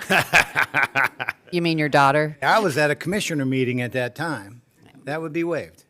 You can use it as an option to. I'm sorry. I'm being facetious. No, you're good. You're good. But The point is, everybody needs to slow down. Absolutely. She's correct. That would be waived for you and your vehicle, and then if that information provided the operator at the time, then a citation could be issued to who was the operator, if that can be determined. Right. Okay. Captain Russell, let me move over to you. So You've provided a estimate here of $670,000 to operate this for 1 year. What I'm reading here is $670,165. That's accurate, or that's your estimate? Correct. Okay.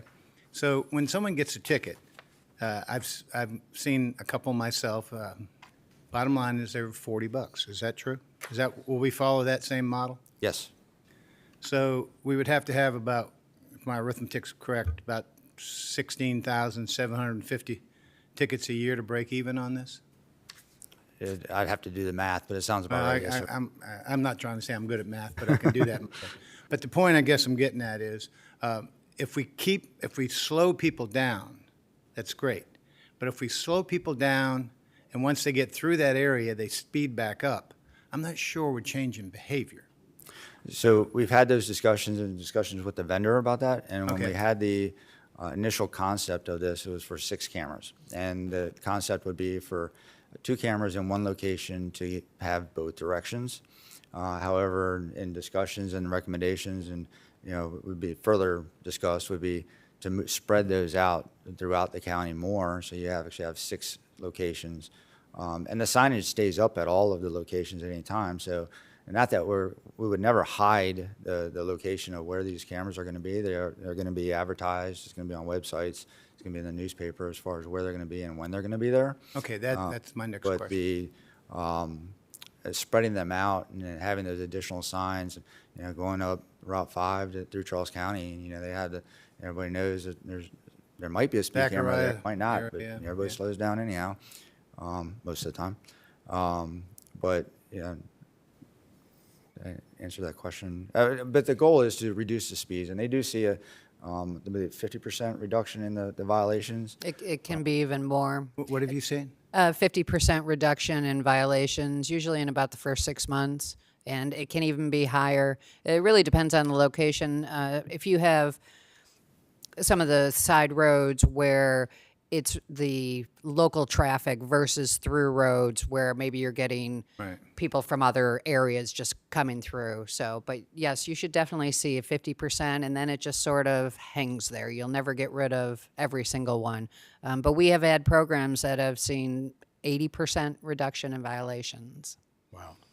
Captain, what about reduction in accidents? Maybe Ms. Trainer, have you seen reductions in accidents when you started this study? Absolutely. And on one of the first few slides that the captain did, you can look up numerous studies that show the decrease of accidents. You decrease speed, you decrease accidents, you decrease the potential for accidents, and obviously injuries too.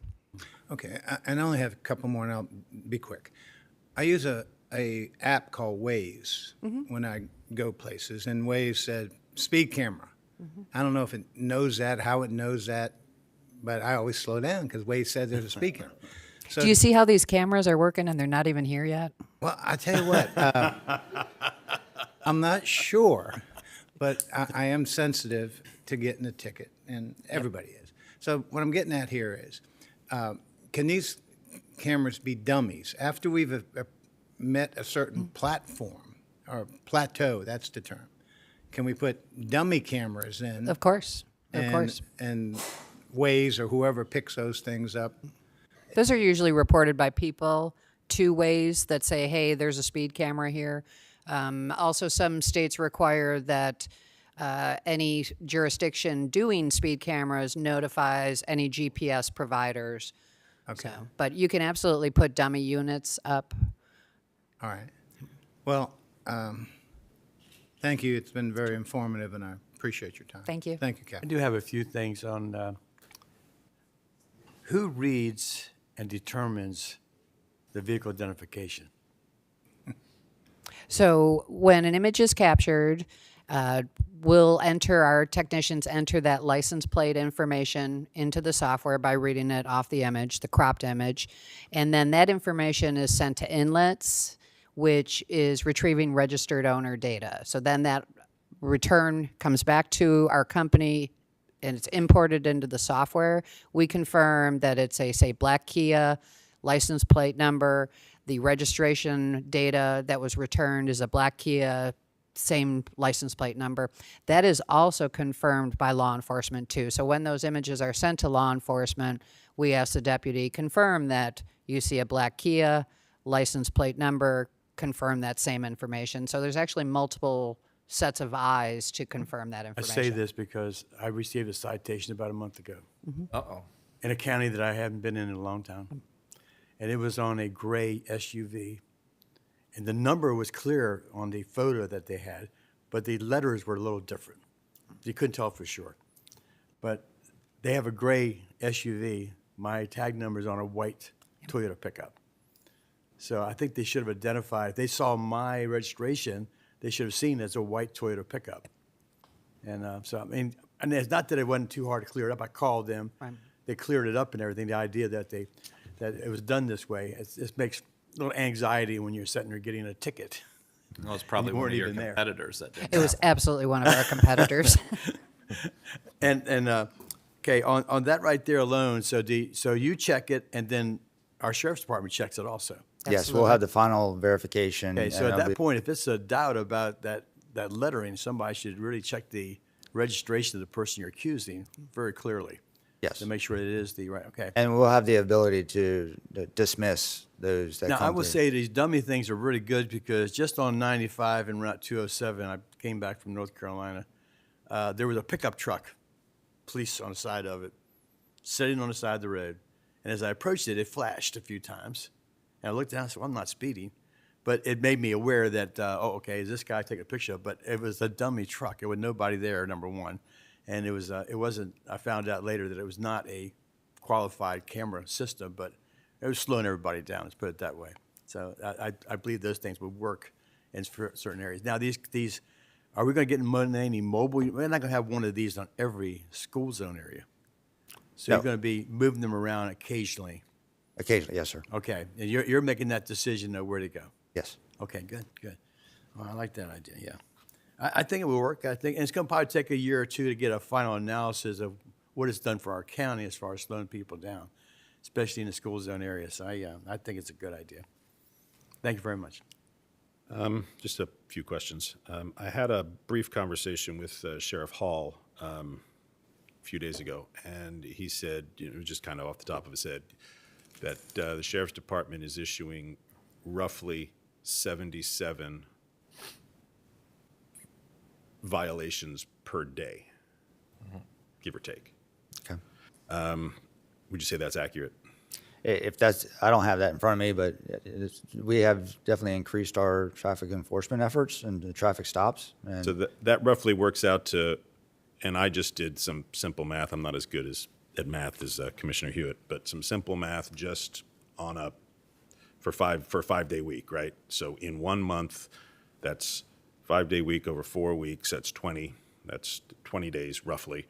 That's 1,540 traffic citations per month, and that works out to roughly 18,480 per year. So that's to me, that's a staggering amount of citations and something that in this county we really do need to get our arms around, because God forbid one of these days we hear that somebody whipped out from behind a school bus going at a rapid rate of speed and hit a group of children or a child. So that concerns me. And what also concerns me is I live in Town Creek. And let me tell you, anybody can look on the Town Creek the Facebook page. I don't think a day goes by during the school year where parents aren't saying some vehicle sped right through, right by Town Creek Elementary or over by Esperanza or in and around, where school buses are picking kids up and dropping them off. And I myself must get 10 complaints a week at least from people asking me to do something about it and what can I do about it as commissioner. So I think this is a very important initiative that we need to look at. And I also have one or two other questions. What results have you actually seen in school zones for these programs. Can you break that out a little bit for us? Because that's where we'll be focusing. Sure, absolutely. A lot of schools, we have several large school zones out on the West Coast, Oregon, Washington, and also down in Alabama, Center Point, Florida, where our corporate office is recently passed school zone legislation. I believe it was last year, so now you're seeing that ramp up there.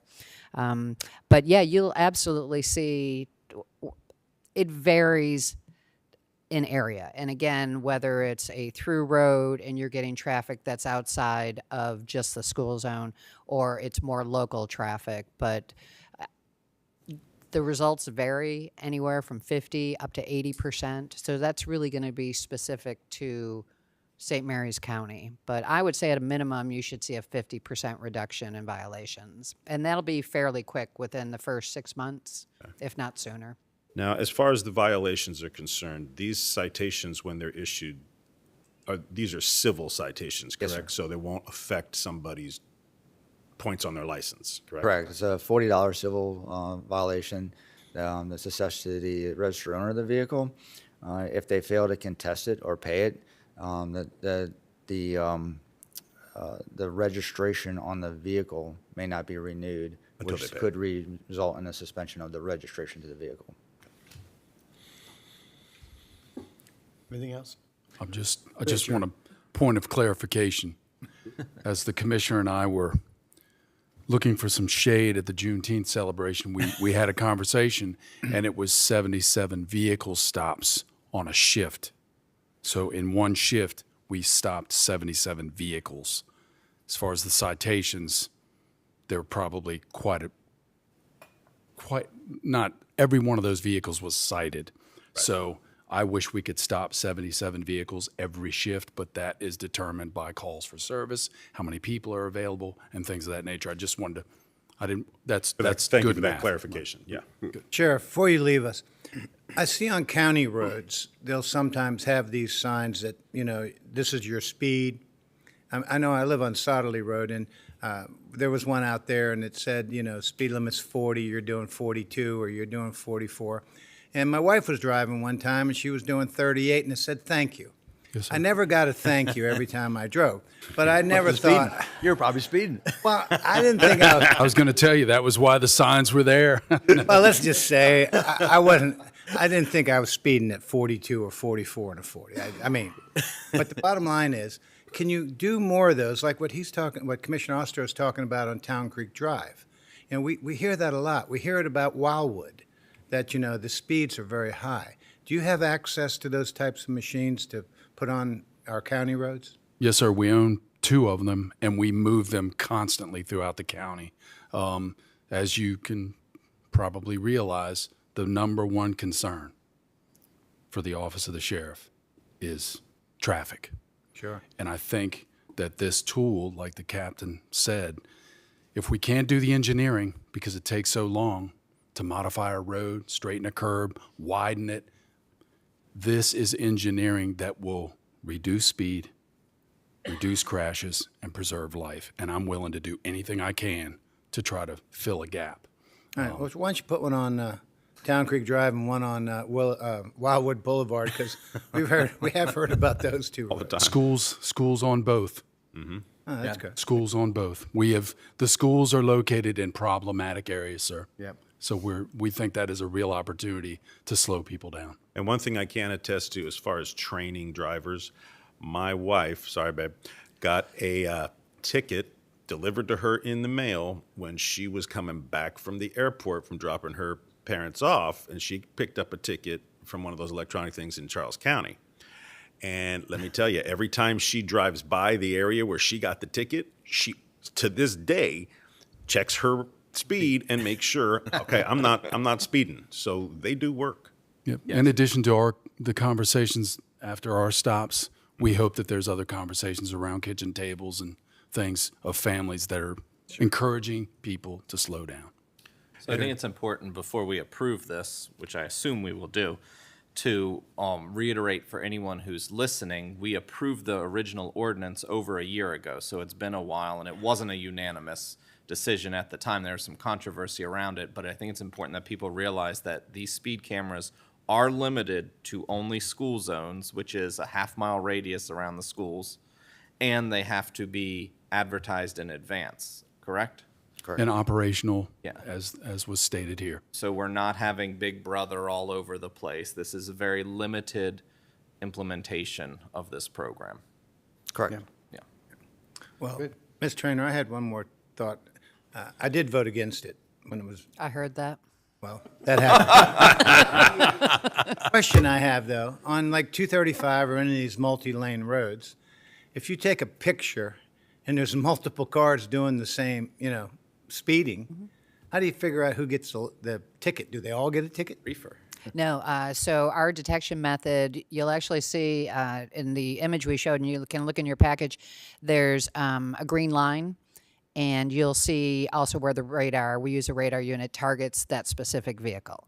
All right, well, why wouldn't you target all three? Or Oh, you can. Yeah, absolutely. So our systems can do multiple lanes. So if you have a 3-lane Multiplier, as they call it. yeah, you have a 3, 4, 5-lane road, our systems can catch them all at the So same if they're time. within that green line, you can get them all.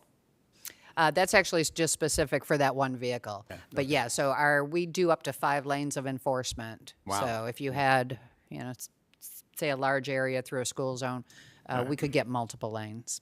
Well, I'm going to vote for it because I've heard such a large outcry of people concerned about speeding. And one last thing, Captain Russell, I keep saying one last thing, but we've had a couple fatalities recently in the last few months, and people have said maybe those were medical emergencies. What have you found as far as the last 6 months of data?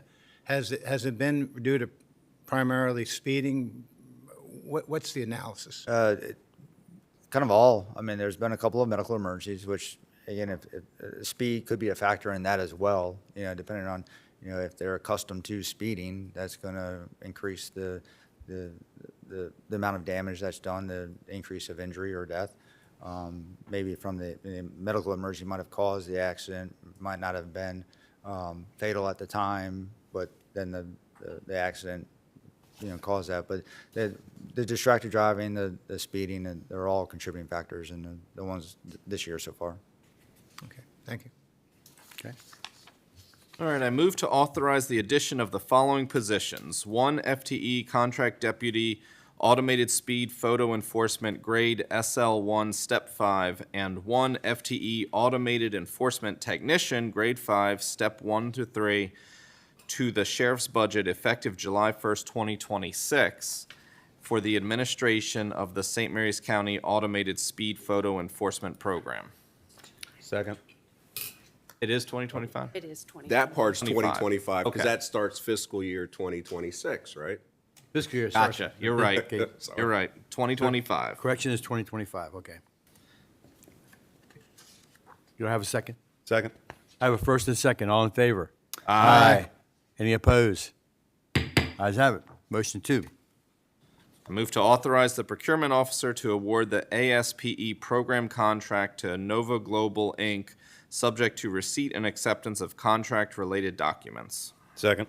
I have a first and a second. All in favor? Aye. Any opposed? Ayes have it. Thank you all very much. Good presentation. One more. Nope, one more. I'm sorry, one more. I move to approve the related budget amendment to establish the program budget and the revolving fund and authorize the commissioner president to execute the related document. Second. I have a first and a second. All in favor? Aye. Any opposed? Ayes have it. Thank you all very much. Good presentation. Thank you. Thank you. Thank you all. Next up is the Department of Economic Development with the annual MOU with Visit St. Mary's. Mr. Chris Casalemas, Director, with Ms. Middlestein. Welcome. Welcome both. Thank you. Good morning. Good morning. Morning. Today, we're asking commissioners to approve an MOU with Visit St. Mary's, MD, for the coming fiscal year. The MOU establishes Visit St. Mary's to carry out tourism duties on behalf of St. Mary's County for fiscal year 26. The MOU states that the county will provide $525,954 to Visit St. Mary's, MD, for fiscal year 26. This is an increase from the fiscal year 25 amount of $480,312. The agreement also provides for no-cost office space for Visit St. Mary's in the offices of Department of Economic Development on our same floor, which is very convenient for us to collaborate. And just a reminder, Visit St. Mary's is a nonprofit, separate nonprofit. They have, I believe it's 7 board members, is that correct? 8. 8 board members, and Department of Economic Development has one of those seats. So with that, I'll turn it over to Liz Mildenstein, who's the executive director, and she has a short presentation. Real quick. Real quick, yeah. Yep. What was the amount last year? That was 480? 483.12, and this year 525,954. So that's 45,000 some odd dollars. And why is the increase? Excuse me? Why is it increased? The commissioners approved that increase because of the accommodations tax increase. Okay, good. So That's the goal accommodation that tax- we've been working Right, for. Is that's that what we've been So working on, yeah. As the accommodation tax goes up, the agreement says that the commissioners will share 38% of Visit St. Mary's, 62 Okay, goes to. it's 38 was the number. 38%. Yep. The MOU, there wasn't any red line version in here. Is there any other changes in the MOU other than the dollar amount? I'll let Liz address that, but there are just some objectives and some goals, those types of things. Yeah. Just as a point of reference, I never want to see a renewal without the previous one if it's different, if there's change. The one change I'll point out to you under accountability, which is line 4, I did add sponsorship to line D. So now it says the agency shall use the account to pay for sales, advertising, marketing, sponsorships, and promotional initiatives. That was one element I did add this year. Thank you. And then Exhibit A did change. Those are our renewed FY26 strategic objectives. It'd be nice to have some kind of either highlighted area next time. Yep, we will do that next What time. changes were made and what there were. Yeah. All right, with that, we'll have Liz go through the PowerPoint. Good morning, Commissioners. Thanks for having me today. morning. So my goal this morning is twofold. I'll do an annual update, which is a requirement in this MOU. So I'll go through that relatively briefly based on time this morning, and then answer any questions you may have on the MOU itself. So I do want to start out with saying a thank you to all of the stakeholders who were pivotal in my transition to this position this year. The tourism stakeholders in this community are second to none. They've been incredible to work with, and I owe them so much for their time and guidance throughout the year. So it's been a great partnership, and I'll talk a little bit about that as we go. So Visit St. Mary's is a 501c6. We are the official destination marketing organization for St. Mary's County, and we focus on attraction development, marketing, and most importantly, supporting our partners in providing their own unique visitor experiences, okay? They're all doing it great. We want to be support in that piece. We do have an 8-member board. Our board is represented from the hospitality market, restaurants, entertainment, Department of Economic Development, Leonardtown, the craft beverage industry. It was really important to us to have a diverse board that could represent all of the folks that are so important to our tourism industry. And we have 3 full-time staff members, myself, Alyssa Reeves, who's here. She is our marketing coordinator, and we have an operations coordinator, Catherine Herbert. So we exist to promote and market St. Mary's County as a destination for overnight and day trippers. They have a great impact to our economy. So how do we do that? The first is the sponsorship and marketing and advertising and amplification program. So traditionally, it's really important to us to reinvest that money, that budget that comes to us from the county, right back into the county.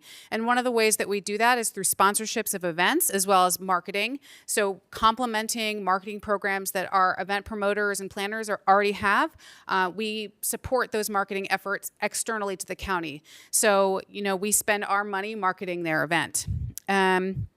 And then we have our tourism website, visitstmarysmd.com, which has a very robust events calendar. We do a lot of paid marketing and advertising within the Mid-Atlantic, social media marketing and promotion, visitor data analysis, well, I'll talk about here in just a second through our partner Zartico, event consultation. So if folks are planning and holding events in the county, we're partners in their planning to help them figure out what's worked in the past, what hasn't worked, and what makes sense for our community. Our tourism ambassador program, which I'll talk about here in a few minutes, local, state, and national advocacy, and certainly implementing the 2016 Tourism and Hospitality Master Program. Okay. Strategic partnerships. So this is what I talked a little bit about earlier. We can't be successful without the partnership of so many. That includes then the local, state, and national government agencies. The Department of Economic Development, for example, is an incredible partner in our work. Our lodging partners, so this is hoteliers, short-term rentals, and B&Bs across the county, museum and historic sites, attractions, and historical markers, business owners, the community, business associations, and Maryland's AgriCoast, which I know you all heard about. This is, again, the Department of Economic Development, but all of our agritourism partners. Our organization truly thrives based on all of these partnerships. I wanted to provide a brief example of where our paid advertising goes. One of the new ones this year is we currently have a truck wrapped in Philadelphia that is driving through the area for the next 6 months, gathering mobile IDs. So cars that are driving near and around it, we can then take those mobile IDs and then retarget them in social media. This is one of our new approaches that we're trying this year. We are also advertising on Spotify, Expedia.com. And one thing I'm really excited about is we're getting ready to produce a new television commercial that focuses on our waterways and trailways, and we'll be able to distribute that via television and streaming. I have a question. Yes. For you on that. A few months ago, my wife and I were up at. We took a trip to New York, and when we go to New York, we always drive up to the train station up by BWI and park and get on the train. And while we were waiting for the train, I noticed in the waiting area they had one of those spinny things. I think that's a technical term for them, with all different, pamphlets of what to do around the area. And I noticed that they had, something from Charles County, something Prince George's, Calvert, all the, just a little booklet. But what I didn't see was something from St. Mary's County. And I was wondering, is that something that you could look into, or have you looked into it? Is the bang worth the buck for something like that? Because I'm thinking if I'm getting off a train, I want to know what I can do around the area. Here I am, a day trip into St. Mary's County, maybe. Mm-hmm. Yeah, I think it's absolutely worth it, to answer your question. We are looking into redistributing our rack cards with our visitor guide QR code. Our visitor guide is digital. It was released a couple of months ago. The rack card distribution is a tricky one, right? So our welcome centers, for example, it is absolutely free to send racks or stacks there. When you get into airports or certain rack card displays, you have to work with specific companies to do that and specific contracts. So we're always looking at those opportunities. It's just all about where do we want to distribute our marketing dollars. Okay. Mm-hmm. Okay. All right, so I want to talk a little bit about who has been coming to the county in FY25. I mentioned briefly that we're working with a company called Zartico. This is a company that takes data, cell phone usage data, so geolocation data from cell phones, and tracks who's coming and going from the county. Not on a personal level. I don't know who specifically, name, number, address is coming here, but we have a general idea based on those location services who is coming in and out of the county. And so with that information, we're able to figure out who our top markets are, where that spending is, and monitor those trends and make marketing decisions. So this is the data I'm presenting today for the majority is FY25 data up until about 2 weeks ago, okay? So not quite the full year, but you get the picture. 71% of our visitors were from out of state, so that's a great number. And our top 10 visitor markets are there for you. But one way I'll tell you that we're leveraging this data is based on FY25 trends, we saw that number 1 through 4 stayed pretty consistent. So now we're going to make sure marketing-wise, we are spending our money in those areas in terms of marketing. We know that not only are we getting larger quantities of folks coming from those areas, but the amount of money they are spending here is a higher average, perhaps. So it's not just about the number of people that are coming here, but how they're spending their money. And so our top markets, and you'll see this in the MOU for this year, are Washington, D.C., Baltimore, Philadelphia, and Norfolk. So we're going to be focusing the majority of our marketing efforts within those markets. I have one more question on that, and Mr. Bevins is in the audience as well. One of the things that I know from when my kids were in high school and junior high school and band competitions and all the different sports and things like that, where we would go out of town overnight, and because there's a competition here, and so you spend the night and do that. And I remember when we bought the Willows Rec Center and made that the home for the gymnastics. One of the things that was on the table at the time was, because our gymnastics team was in such a small facility, they always had to travel for events, and they could never host events here, which clearly bring in dollars because parents come in with their kids for a overnight or a weekend gymnastics event, and they got to eat, they got to go out, they got to stay in our hotels. Is that something that we're working in partnership with Recs and Parks? Do we see that actually happening, sir?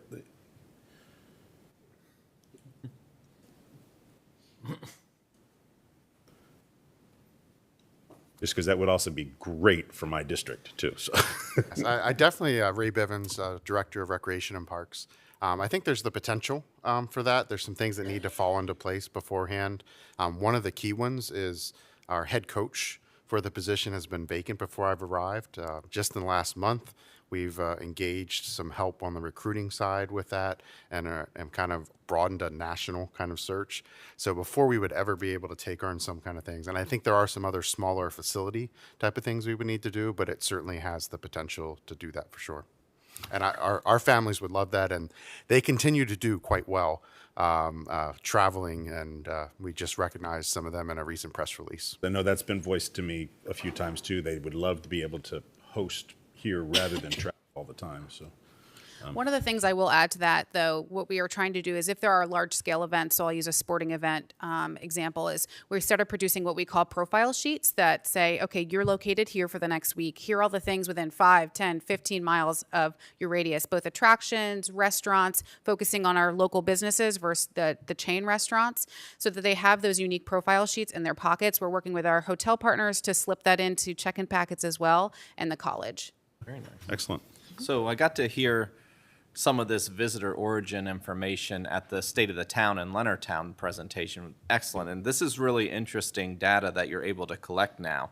And we don't know if the visitors are here for work, here to visit family, That's here correct. for vacation, but it's still really impressive just to be able to get this and to get it so recently as of 2 weeks ago. That's very recent data, and it's very impressive. Thank you. We are really, this was an investment that's new this year. We are trying to take full advantage of it as much as we possibly can. Good. All right, so who are our visitors? This is pretty generic information, but in FY25, we saw about 58% of them were between the ages of 25 and 54. 52% had an average household income of $100,000, and 39% had children in the household. I will say, in addition to the geolocation services that are pounced off the phone, we also, this Zartico uses credit card swipe information, so that's how we get a lot of the spending data as well. So I do want to share and remain transparent about some key insights from FY25 that we are monitoring. So in FY25, again, those dates I mentioned before, visitors represented about 14% of those devices, those visitor devices. A visitor is someone from outside of 50 miles who's here for more than 2 hours, but less than 2 weeks. So that's something to keep in mind to your thought about business travelers, right? Who's staying here for the long term? Maybe they're in an extended stay. And they represented about 15.6% of all of the spending activity we saw in the county, with 16% towards local businesses. But what I do want to point out to you all is, if you notice I did want to pull the data from the previous year, that visitors represented a little bit more, 17.2%, and that the spending activity was maybe a little bit lower on overall activity, but we did see some higher towards local businesses. So we did see about an 18.02% drop in visitors year over year in the county, but there was an 11% or an 18% increase in their overall spending. So maybe fewer people coming in, but things may have been a little bit more expensive, is how I would characterize that. But that's why it's so important this year that we are investing more and adjusting our marketing strategy so we can pick up those numbers, right? This is not unique, I don't think, to St. Mary's County. This is an issue across the board when it comes to travel, whether it's business travel or leisure travel. So now it's even more important for us to invest in marketing and advertising. Any questions on that? All right, and so the last piece of data I'm going to leave you with is just some hotel lodging performance indicators that we're keeping an eye on. Not a whole lot to share here. Hotel occupancy was down about 6% from the previous year. We did see a dip in the winter and the spring. I am starting to see it come back up. But again, we know some things happened in the winter and the spring. There was some pause or some decrease in business travel, especially associated with the base. So we're keeping an eye on that. And then we are down a hotel in the county, so we did see a decrease there. So that's how I would generalize some of that. But we are keeping a very close eye on all this trending data. Okay, so I want to talk just quickly about, and a lot of this is in the MOU, so I won't spend a whole lot of time here, our FY26 strategic objectives. The overall objectives didn't change much, but our tactics and how we're going to achieve those are adjusting based on our lessons learned from FY25. We certainly want to continue to grow our Facebook and Instagram presence. Those are huge marketing tools for us. Alyssa is doing an incredible job of creating new and unique content that's driving users to our sites. And we also launched our LinkedIn page. This is for our business-to-business communications and making sure that we're recognizing all of our partners. And we continue to research the benefits of additional social media channels like TikTok. We get that question a lot. When are we going to start a TikTok page? I'm keeping an eye on TikTok to see if it stays or goes, frankly. And then the other thing I'll point out here is we did receive 2 grants this year. The Maryland Alcohol Manufacturing and Promotion Grant from the state. This was about $74,000. And we are going to be working with Liquid Assets and our craft beverage makers in the county, hosting at least 4 heritage-based events in the county that promote all of our craft beverage makers. We just had one that was really great at the museum not too long ago. Yes, yep, we sponsored that event. It's a great one. A lot of fun. Maryland Distillers Guild. Yeah, that's a fun event, and it'll happen again this year.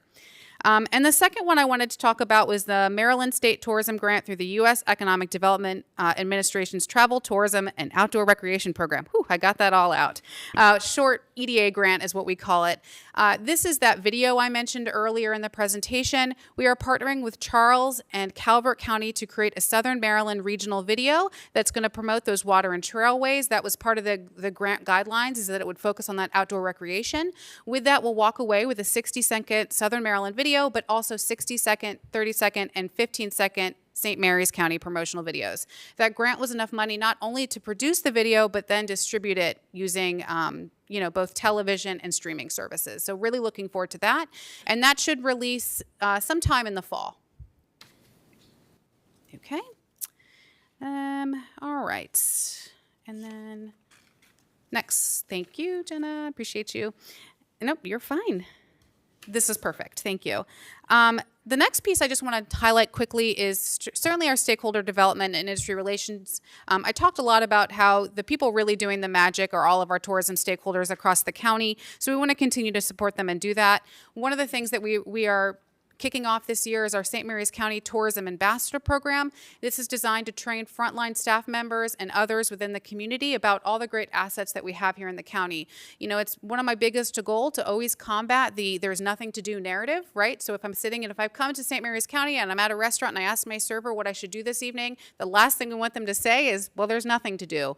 We want to make sure that we're training these ambassadors based on their own experience about all the things there are here in St. Mary's County, meaning we'll take them out on familiarization tours, we'll put them through some classroom training, and potentially even get them some certifications in their time with us. So our first beta class is currently scheduled to kick off in August. Really looking forward to that program, and it's being built with a steering committee of tourism stakeholders from across the county. And all right, next slide. The biggest piece here I just wanted to reiterate is our relationship with Department of Economic Development. That continues to this today. Not only do we share a space with them, but we recognize tourism as one of their pillars. We appreciate their support and we work with them often. Really excited about the AgriCoast brand that they just promoted, and we'll continue to work with them on that.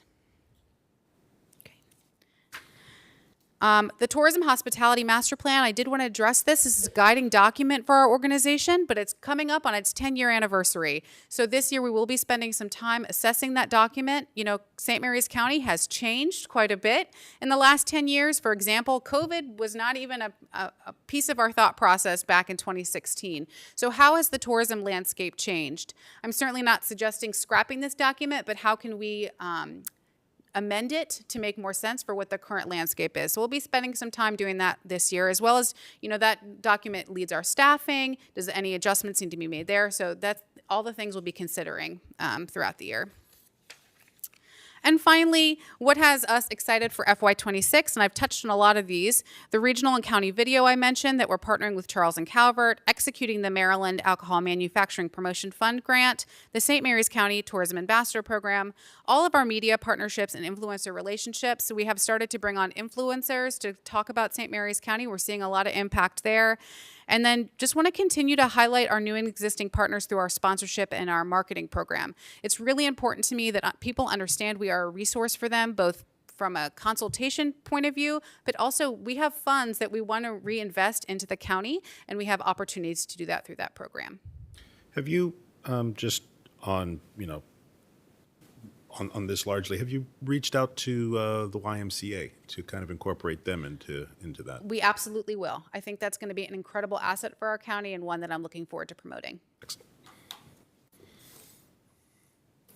So my recurring yearly question, what about the airport? I saw the Yeah. picture of the airport reference there, but are we doing anything to promote use of the airport? I always think that if someone can afford to own a plane, they can afford to fly here and stay a night. And Yep, the airport we promote it on our website. It's in the visitor guide as a way to get here. But I'll also highlight that with the Maryland Alcohol Manufacturing Grant, one of the ideas that was proposed to us was events at the airport.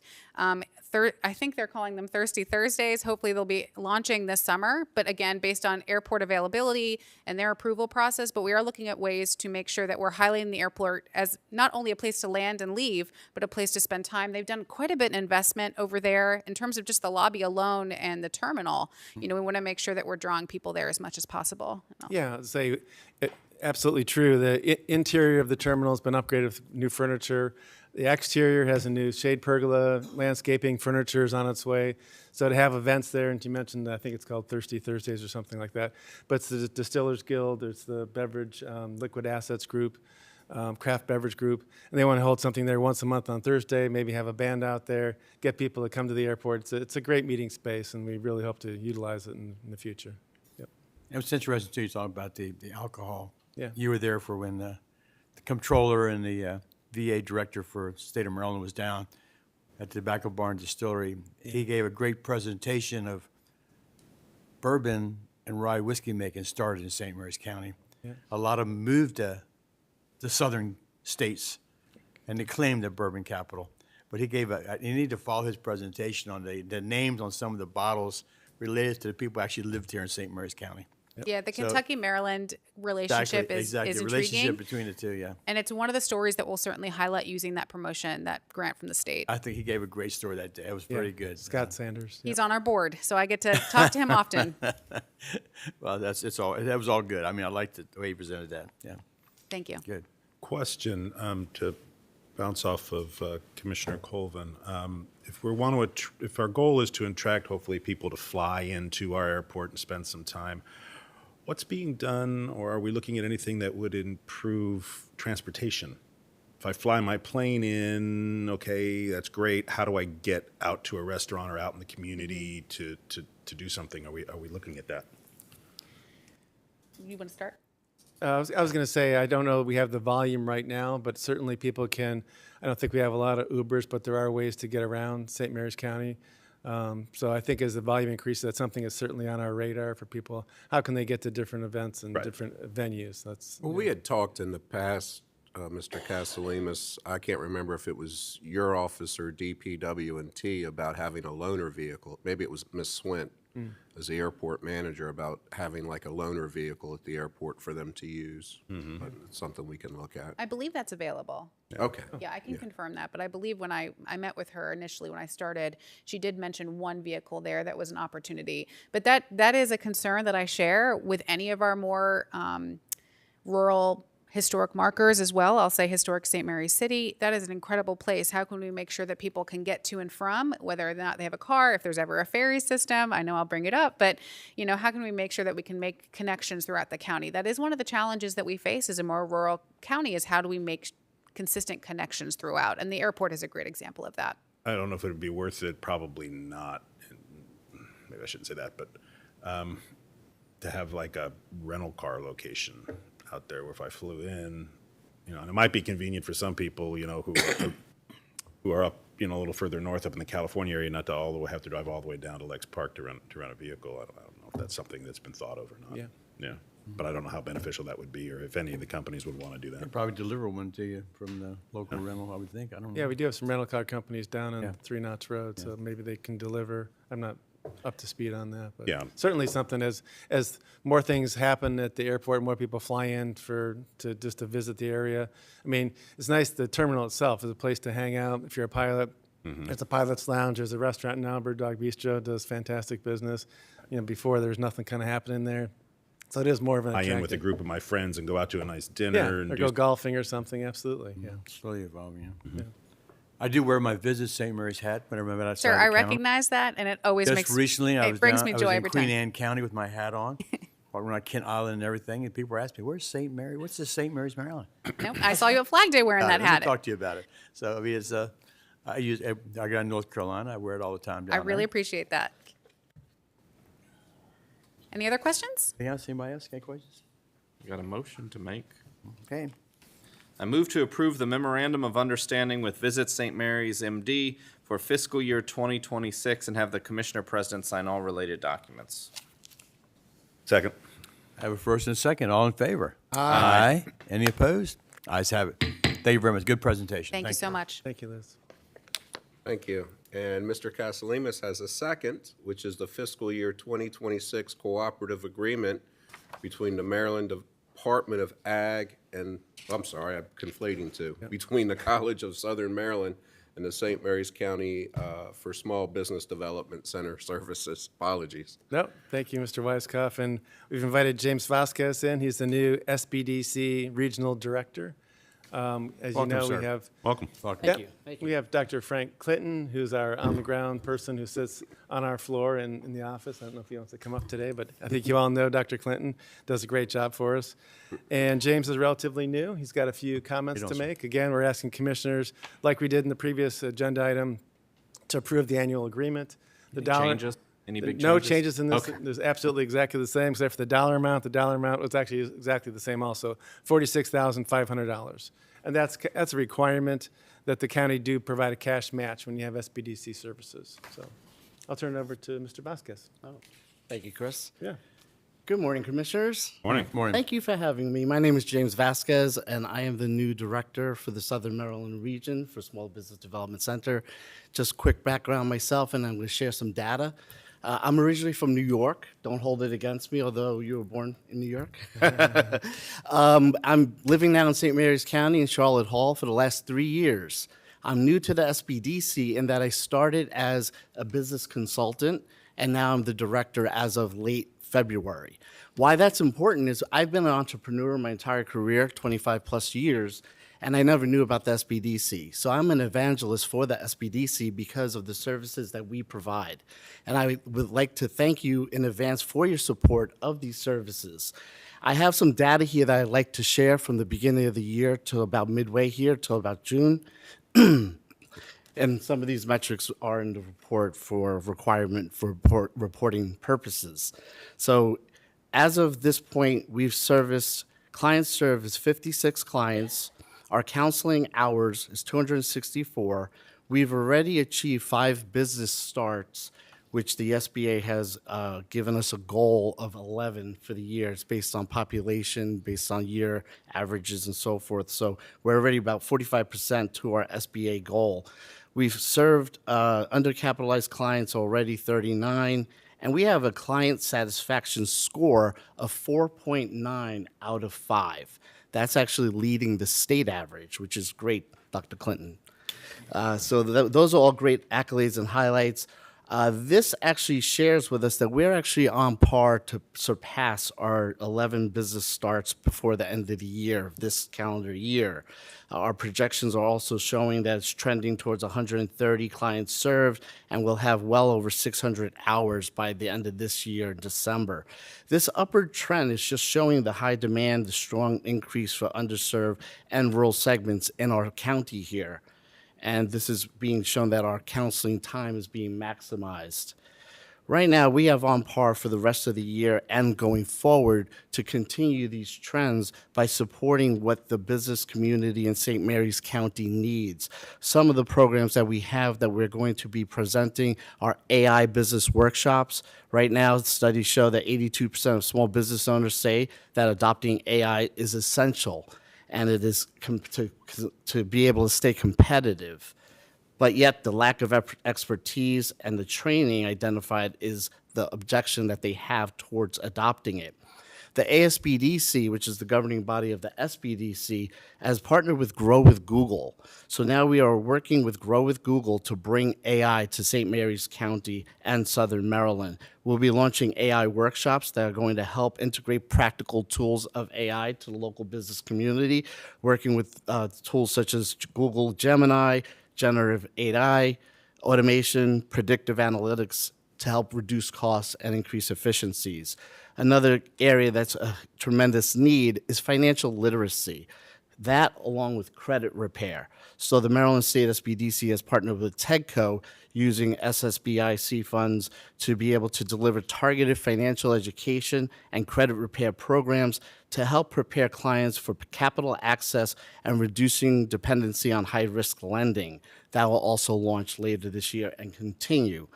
Lastly, one of the things that is a major concern is the entrepreneur pathways for federally displaced workers. We all know Maryland is home to the third largest federally government civilian jobs, just behind D.C. and Virginia. In anticipation of potential Department of Defense or federal work shifts, we're building a support to be able to have our pipeline to help federally displaced workers in transition of business ownership, whether it be taking on a franchise with our partnership with FranchiseNet, or just our consulting and working with access to capital. Another area that we are excited about is our partnership with the Economic Development Department.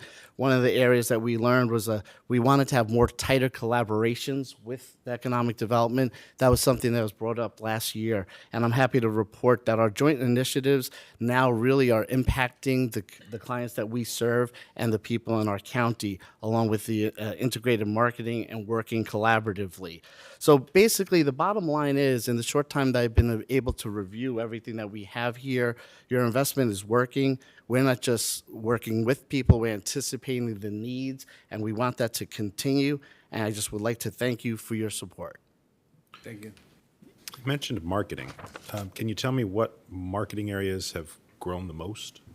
Yes, that's a great question. The area that's been growing the most is social marketing. Every business needs to understand the impact that social media marketing has, and that's an area that our consultants are trained in and being able to measure and share what are best practices to be able to help their businesses succeed. Mr. Vasquez, tell me, where's your office located? And if people want to start a business, where do they go?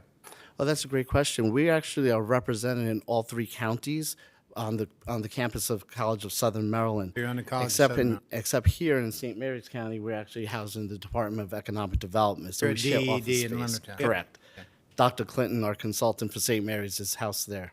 So again, on our same floor, we have Visit St. Mary's MD, and we have Dr. Clinton there also. So you come up to our floor and you hit all three of us. And what's so great about that is the access to being able to have communications within the same office with our clients to be able to share resources that are available. Okay, thank you. Thank you. Vasquez, welcome to the new role. Thank you. Have big shoes to fill. Yes. But it strikes me one of the things that I remember your predecessor talking about was the counseling and the importance of the counseling that you all provide. And it's not always to push a new business into starting. It's sometimes to slow them down and keep them realistic. And so it's very interesting the work you do, and it's important. So thank you. Thank you. And Absolutely. Dr. Clinton, of course. It's very specialized, the role that they fill. They provide business plan training, all types of one-on-one training. A little bit different than what we do, but the collaboration's very close. You know, our department has a weekly staff meeting, but we also have an all-hands huddle on Wednesday morning, and we invite Visit St. Mary's and Dr. Clinton also to come in for that and to share information, what's going on, who needs what, to make sure we're all on the same page and just make sure everybody knows what's going on, who needs what. You mentioned financial literacy. Are you aware of any other programs in the area that focus on that you can possibly partner with or work with? There like are the usually Circles program? privatized programs that are available with that, but with the initiative that we're working with TEDCO to be able to use that program is something that we're going to partner with a local representative to be able to share that education. It's a big proponent, it's a big thing moving forward. Excellent. It's a drastic need, unfortunately. Yes. Well, I move to approve the memorandum of agreement between the College of Southern Maryland and the St. Mary's County for Small Business Development Center Services and have the Commissioner President sign all related documents. Second. I have a first and second. All in favor? Aye. Aye. Any opposed? Ayes have it.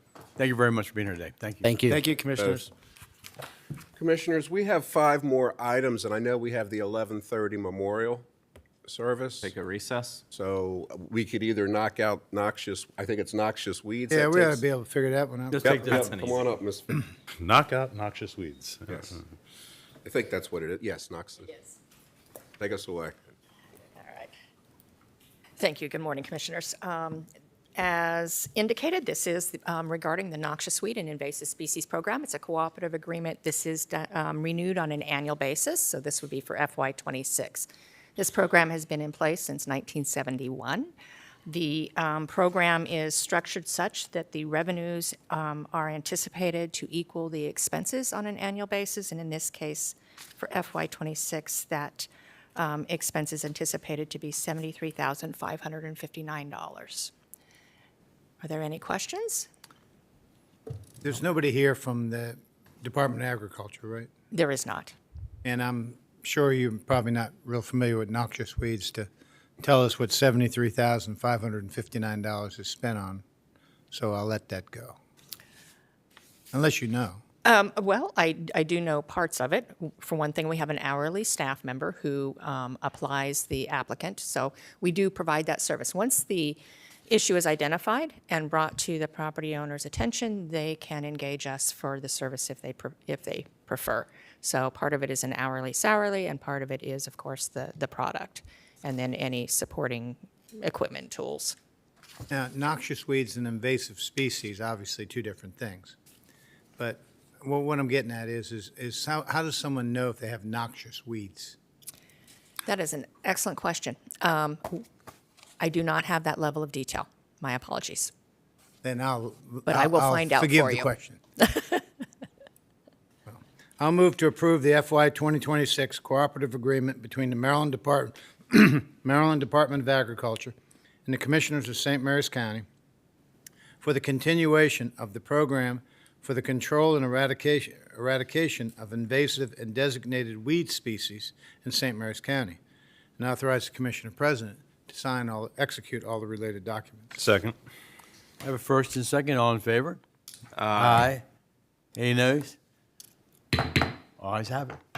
Thank you. Thank you. Would the commissioners like to break now? I think we'll go for a recess right now to do the presentation, then we'll come back for the other. So we're going to recess at this time. Thank you, sir.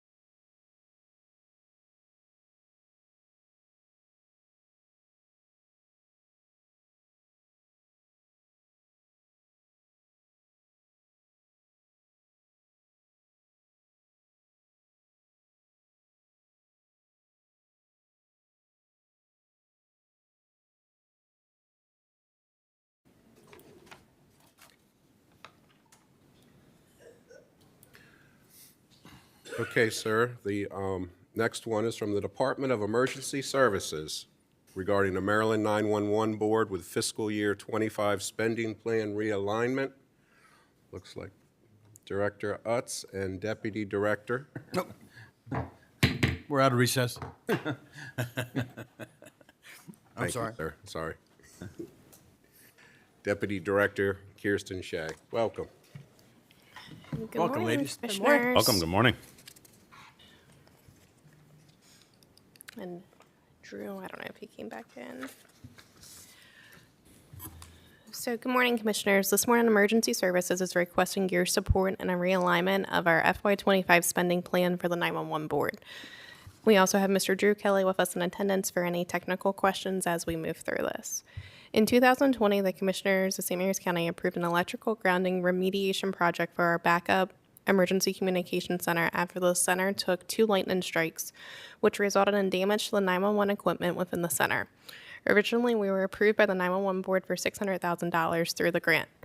DES has worked with a consultant, Mission Critical Partners, and DPW has taken a front seat to this project, assisting as it quickly expanded outside of our scope within DES.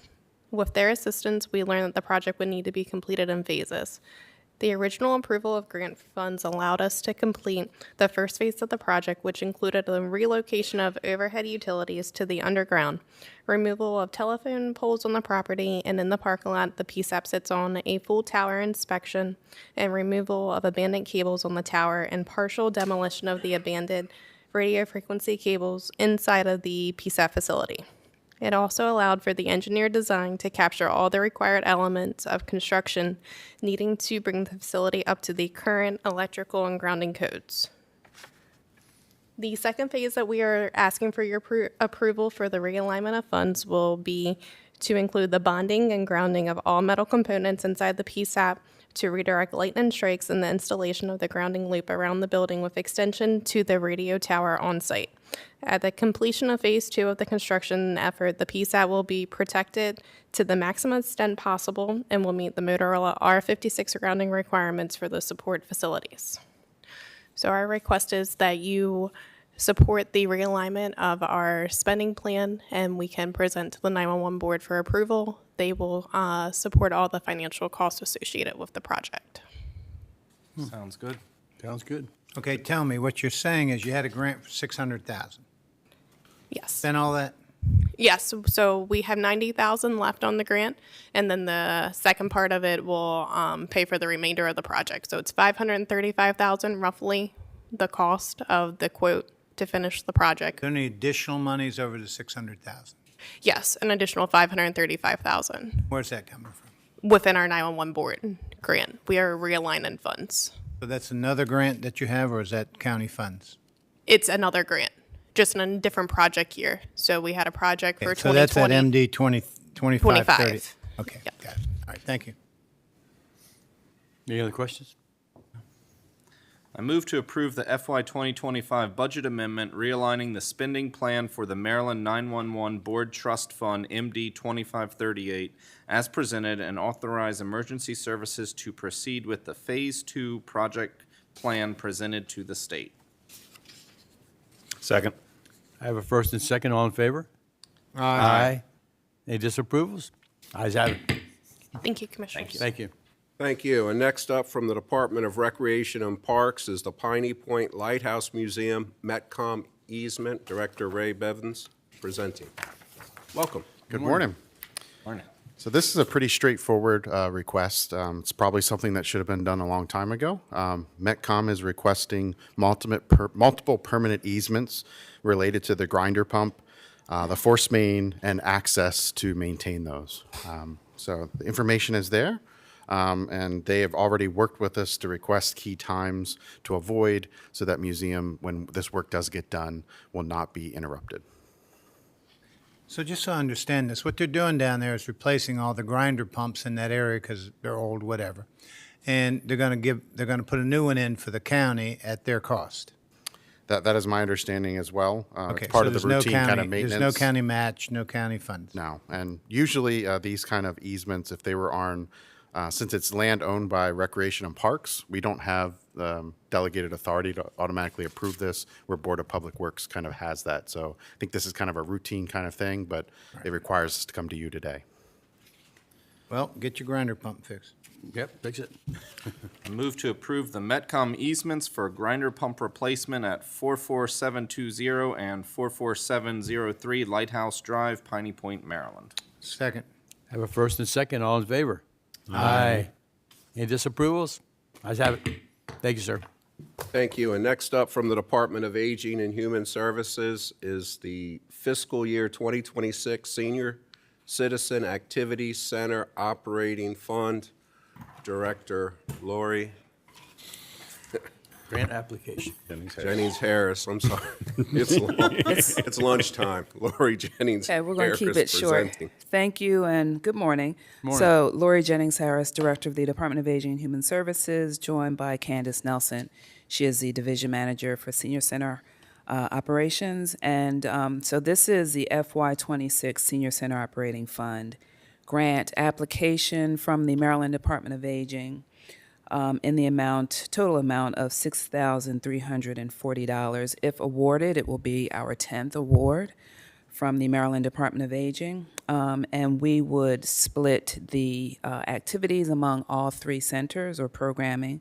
So Loeffler would expand their raised garden project, which would allow people of all abilities to participate in a garden project. Garvey would be able to continue bringing fabulous entertainers and performers to the center.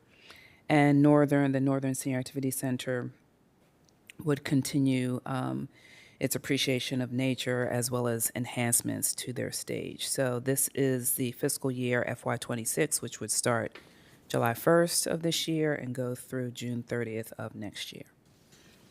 And did you say this is the 10th year that we've received this? If or- awarded, it would be the 10th year. That's wonderful. Mhm. Very good.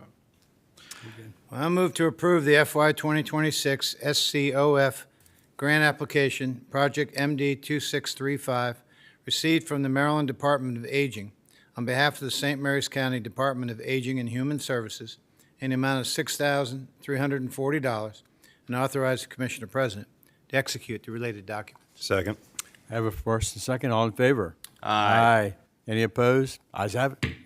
Thank you. all. Next up from Director Harris is the fiscal year 2026 Long-Term Care and Dementia Care Navigation Grant application. Well, if the first one wasn't complicated, the second one surely is. So, joined by Brandy Tully, Deputy Director. So this is relatively new for us, and it's the FY26 Long-Term Care and Dementia Care Navigation Grant application in the amount of $41,928 from the Maryland Department of Aging. And I'll ask Ms. Tully to explain what we would do with these funds. So this is the second year for this program. This is actually legislation at the state level that allocated funds for local area agencies on aging to enhance their dementia programming and navigation of services for those with dementia and their care partners. So there are some requirements as part of the funding. The way that we plan to meet those requirements is to enhance our respite services and grant program for care partners to receive grants to provide services at the Medical Adult Day Center. About 2/3 of our funding would be used for that. And then we're also going to continue with our Memory Cafe, which is offered twice a month at the Garvey Senior Activity Center, and our Building Better Caregivers educational program for caregivers. We're also offering a Thrive Mindfully fitness and brain fitness program for those with dementia and their care partners at the senior activity centers. And then finally, working with the county library system to offer activity kits that can be checked out at the 3 branches and the 4th branch, the mobile library for those with dementia and their families. Nice. Mm-hmm. Wow. Very good, very good. So this was put in place by legislation. It looks like it's pre-calculated out for every county how much they can receive. with the bigger Exactly. counties obviously getting a lot more. There's no match from the county required. There is no county match. I move to approve the FY 2026 LTCDCN grant application, project number MD2642, received from the Maryland Department of Aging on behalf of the St. Mary's County Department of Aging and Human Services in the amount of $41,923, and authorize the Commissioner President to execute the related documents. Second.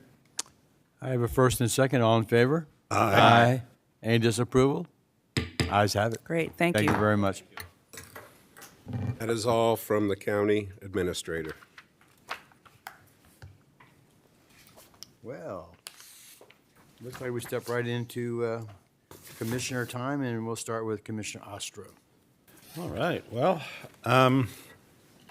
been a very busy week for this commissioner. My wife had full knee replacement surgery last Tuesday, and so I have been taking care of her and trying to work from home and take care of her. It has given me great insight into how difficult it is to be a caregiver, and we just celebrated all the National Caregiver and Nursing month, and really gave me a great insight into really how difficult their job is and what a struggle it is.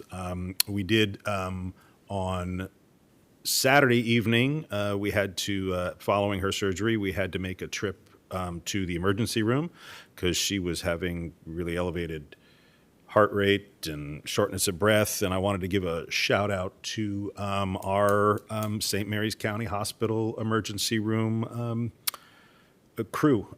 They treated us fantastically. We were there for 7.5 hours because they had to run a lot of tests, but everybody was very professional, very nice.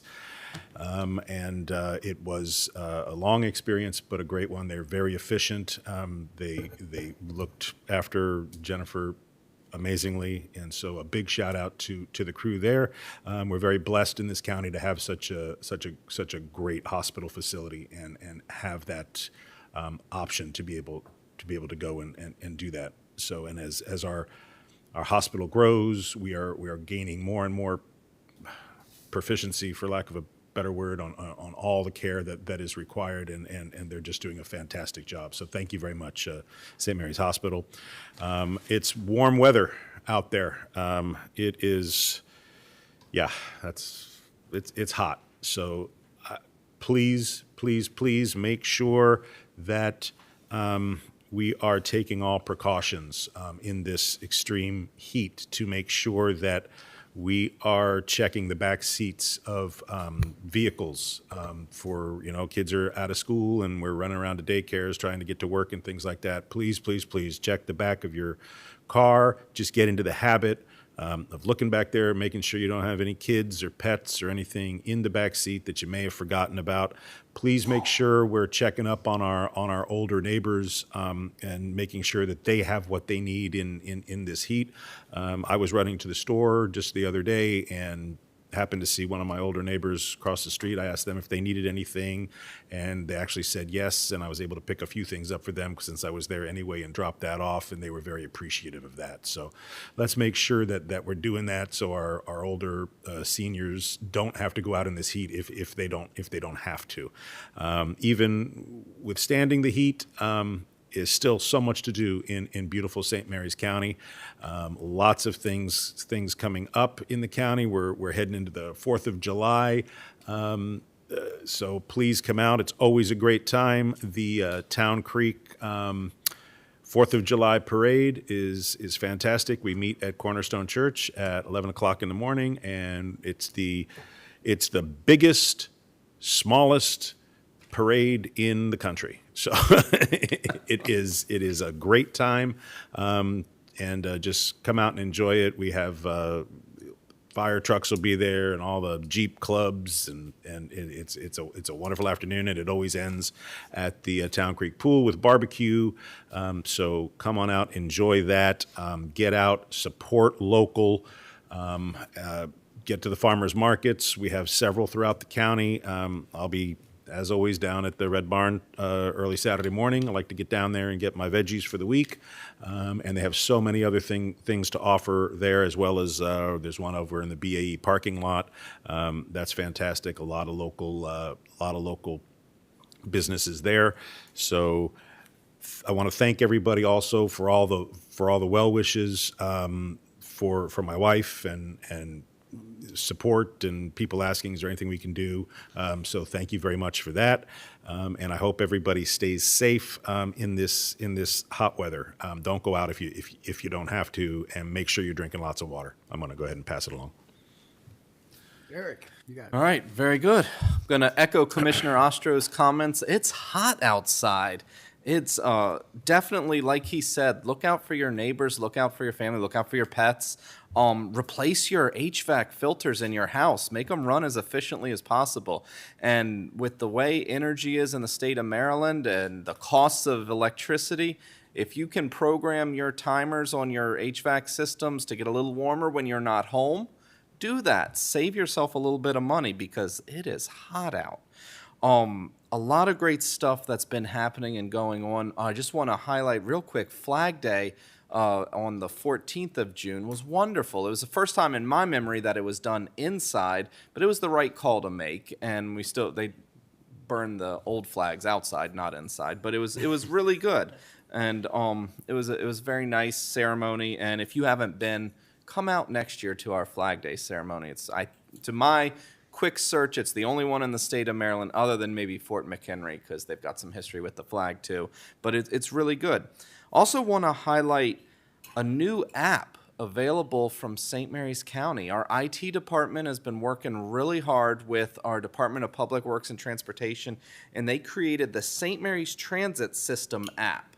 And you can download this app on your Apple phone or on your Android phone, and it will show you where the buses are, when they're going to be at the stop. So if I click on this bus here, bus number 4, Charlotte Hall southbound, it's at Leonard Hall Drive at the Governmental Center. It'll be here approximately or the next stop is right now, right here. But you can do that, and you can see where the buses are going to be, when they're going to arrive at the stop you might need. If you've never ridden on our STS system, STS stands for system, so shouldn't say that's like ATM machine, but Or CAC card. Yes, definitely check it out. And the app's free to download.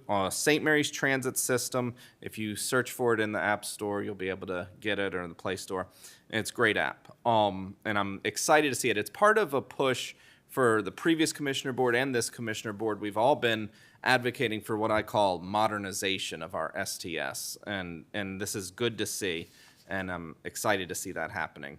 Want to give a shout out to all of our Leonardtown elected officials. They are over at the MML conference. Now, every year we go away to the MACO, the Maryland Association of Counties conferences, and we learn a lot and talk with our peers.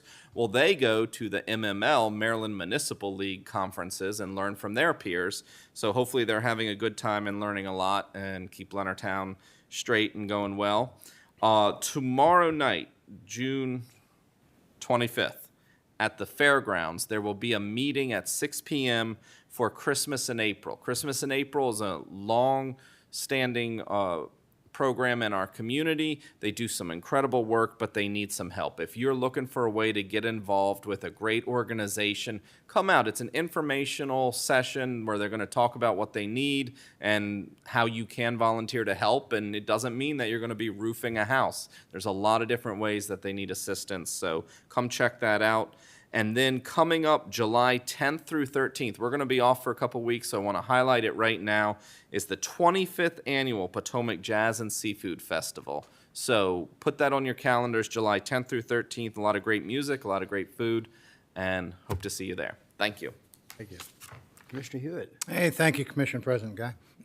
Well, this morning we had a public hearing, and we have one this evening at 6:30. And they're both on development in St. Mary's County, specifically in the Lexington Park area. This morning, obviously, was the Patuxent Village project, which is 91 townhomes in Lexington Park, adjacent to the ACUS line. Now, we had a meeting with the Navy probably 6-8 weeks ago, a joint meeting, and asked the captain at that time, did he have any issues with the with this ACUS, with this townhouse project? And his answer was no. He said they were neutral, they weren't opposed to it. And then recently he reached out and said, hey, look, I've changed my mind. One thing that concerns me is, in the meantime, between our joint meeting and this coming out against it, we had a planning commission meeting. And that meeting was a vote of 4-3. And this decision could have been opposite that. It could have been different if they had known that the CO was opposed to it. Now, he's totally entitled to his changing his mind to whatever he thinks is right for him. But I've always believed, like the retired Rear Admiral Burt Johnson said, you know, they haven't gotten involved in ACUS issues if it was outside the ACUS. I mean, for years now, I moved to this county over 60 years ago. ACUS was installed while I lived here. And Lexington Park, which was a vibrant community, was where you wanted to live, where you wanted to be, was definitely impacted by the ACUS. And it put a damper on development in Lexington Park. It restricted the amount of redevelopment that could happen. This idea that you only want 50 people per acre, it just really made it hard for Lexington Park to thrive.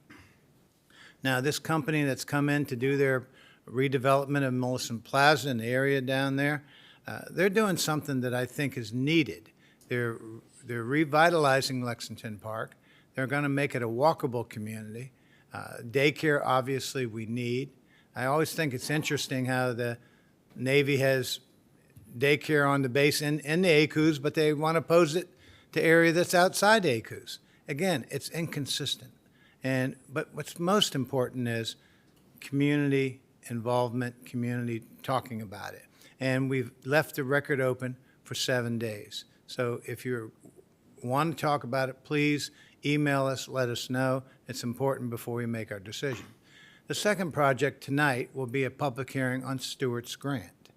Now, people say, well, there's 1,084 houses going in there over 10 years. Well, people need a place to live.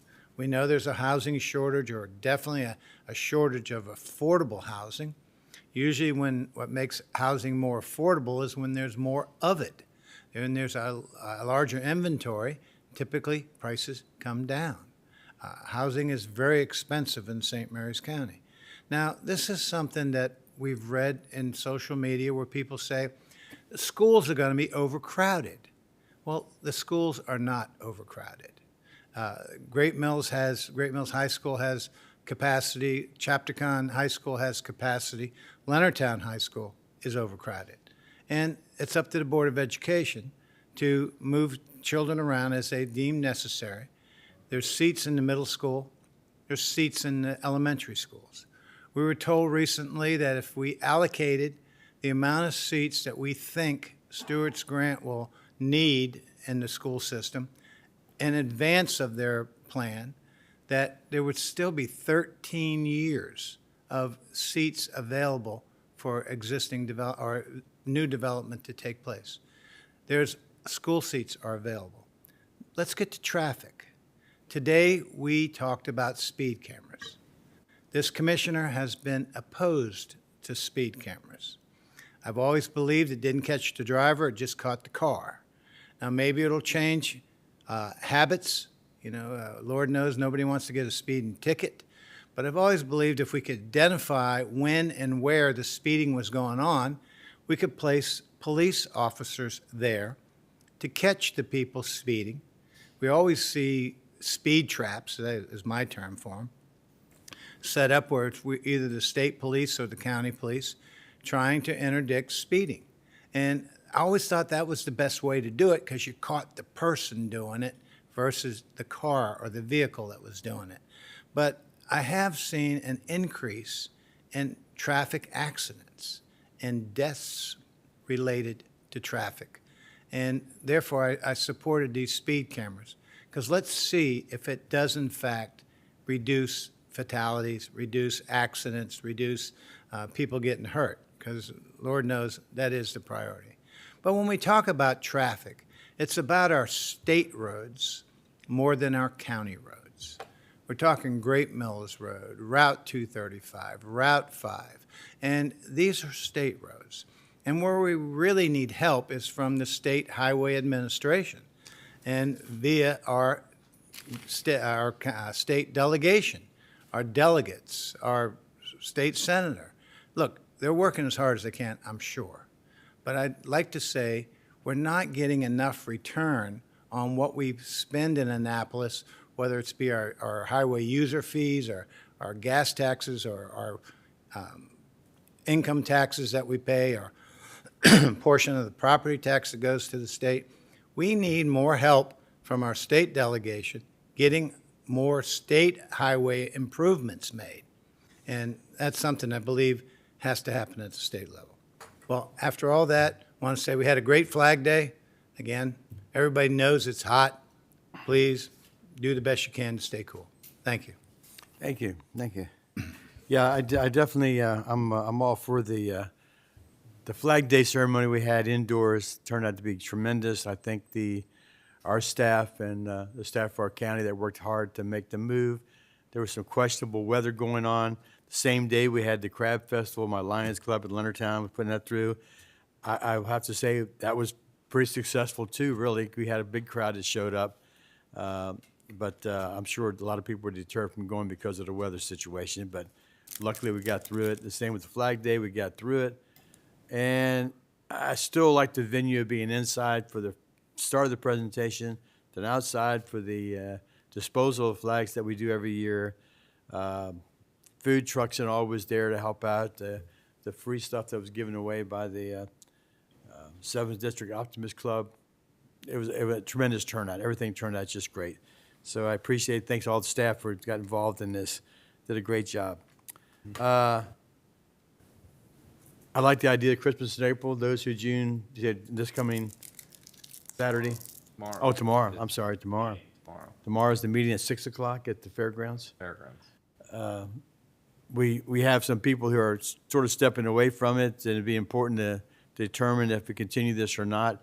It's a great program for some of those who are in need of getting just some modifications done, new roofs and whatever. A simple porch replacement, things like that. It's a big thing for a lot of people. So please show up if you can and offer your support. That'd be very good. Probably the last thing I'd like to mention about our grandson, who is just turned 20 months old. The 16th of May, he did his 3rd operation, removed his adenoids, and he also had a hernia, believe it or not, that had to be repaired. Hopefully he's doing excellent, doing very well, and we're hoping that might be his last operation. We don't know, but he's thriving at this time, and we're hoping to be down to see him during our July 1st break here coming up. We'll be down to see him again and enjoy him. With that being said, I want to remind everybody we do have a public hearing. We have a public hearing on the amendment to the Stewart's Grant development that Commissioner Hewitt just mentioned. That'll be at 6:30 tonight. And for those of you who wish to speak on it, please do come out. If not, you may write in. So with that being said, meeting over.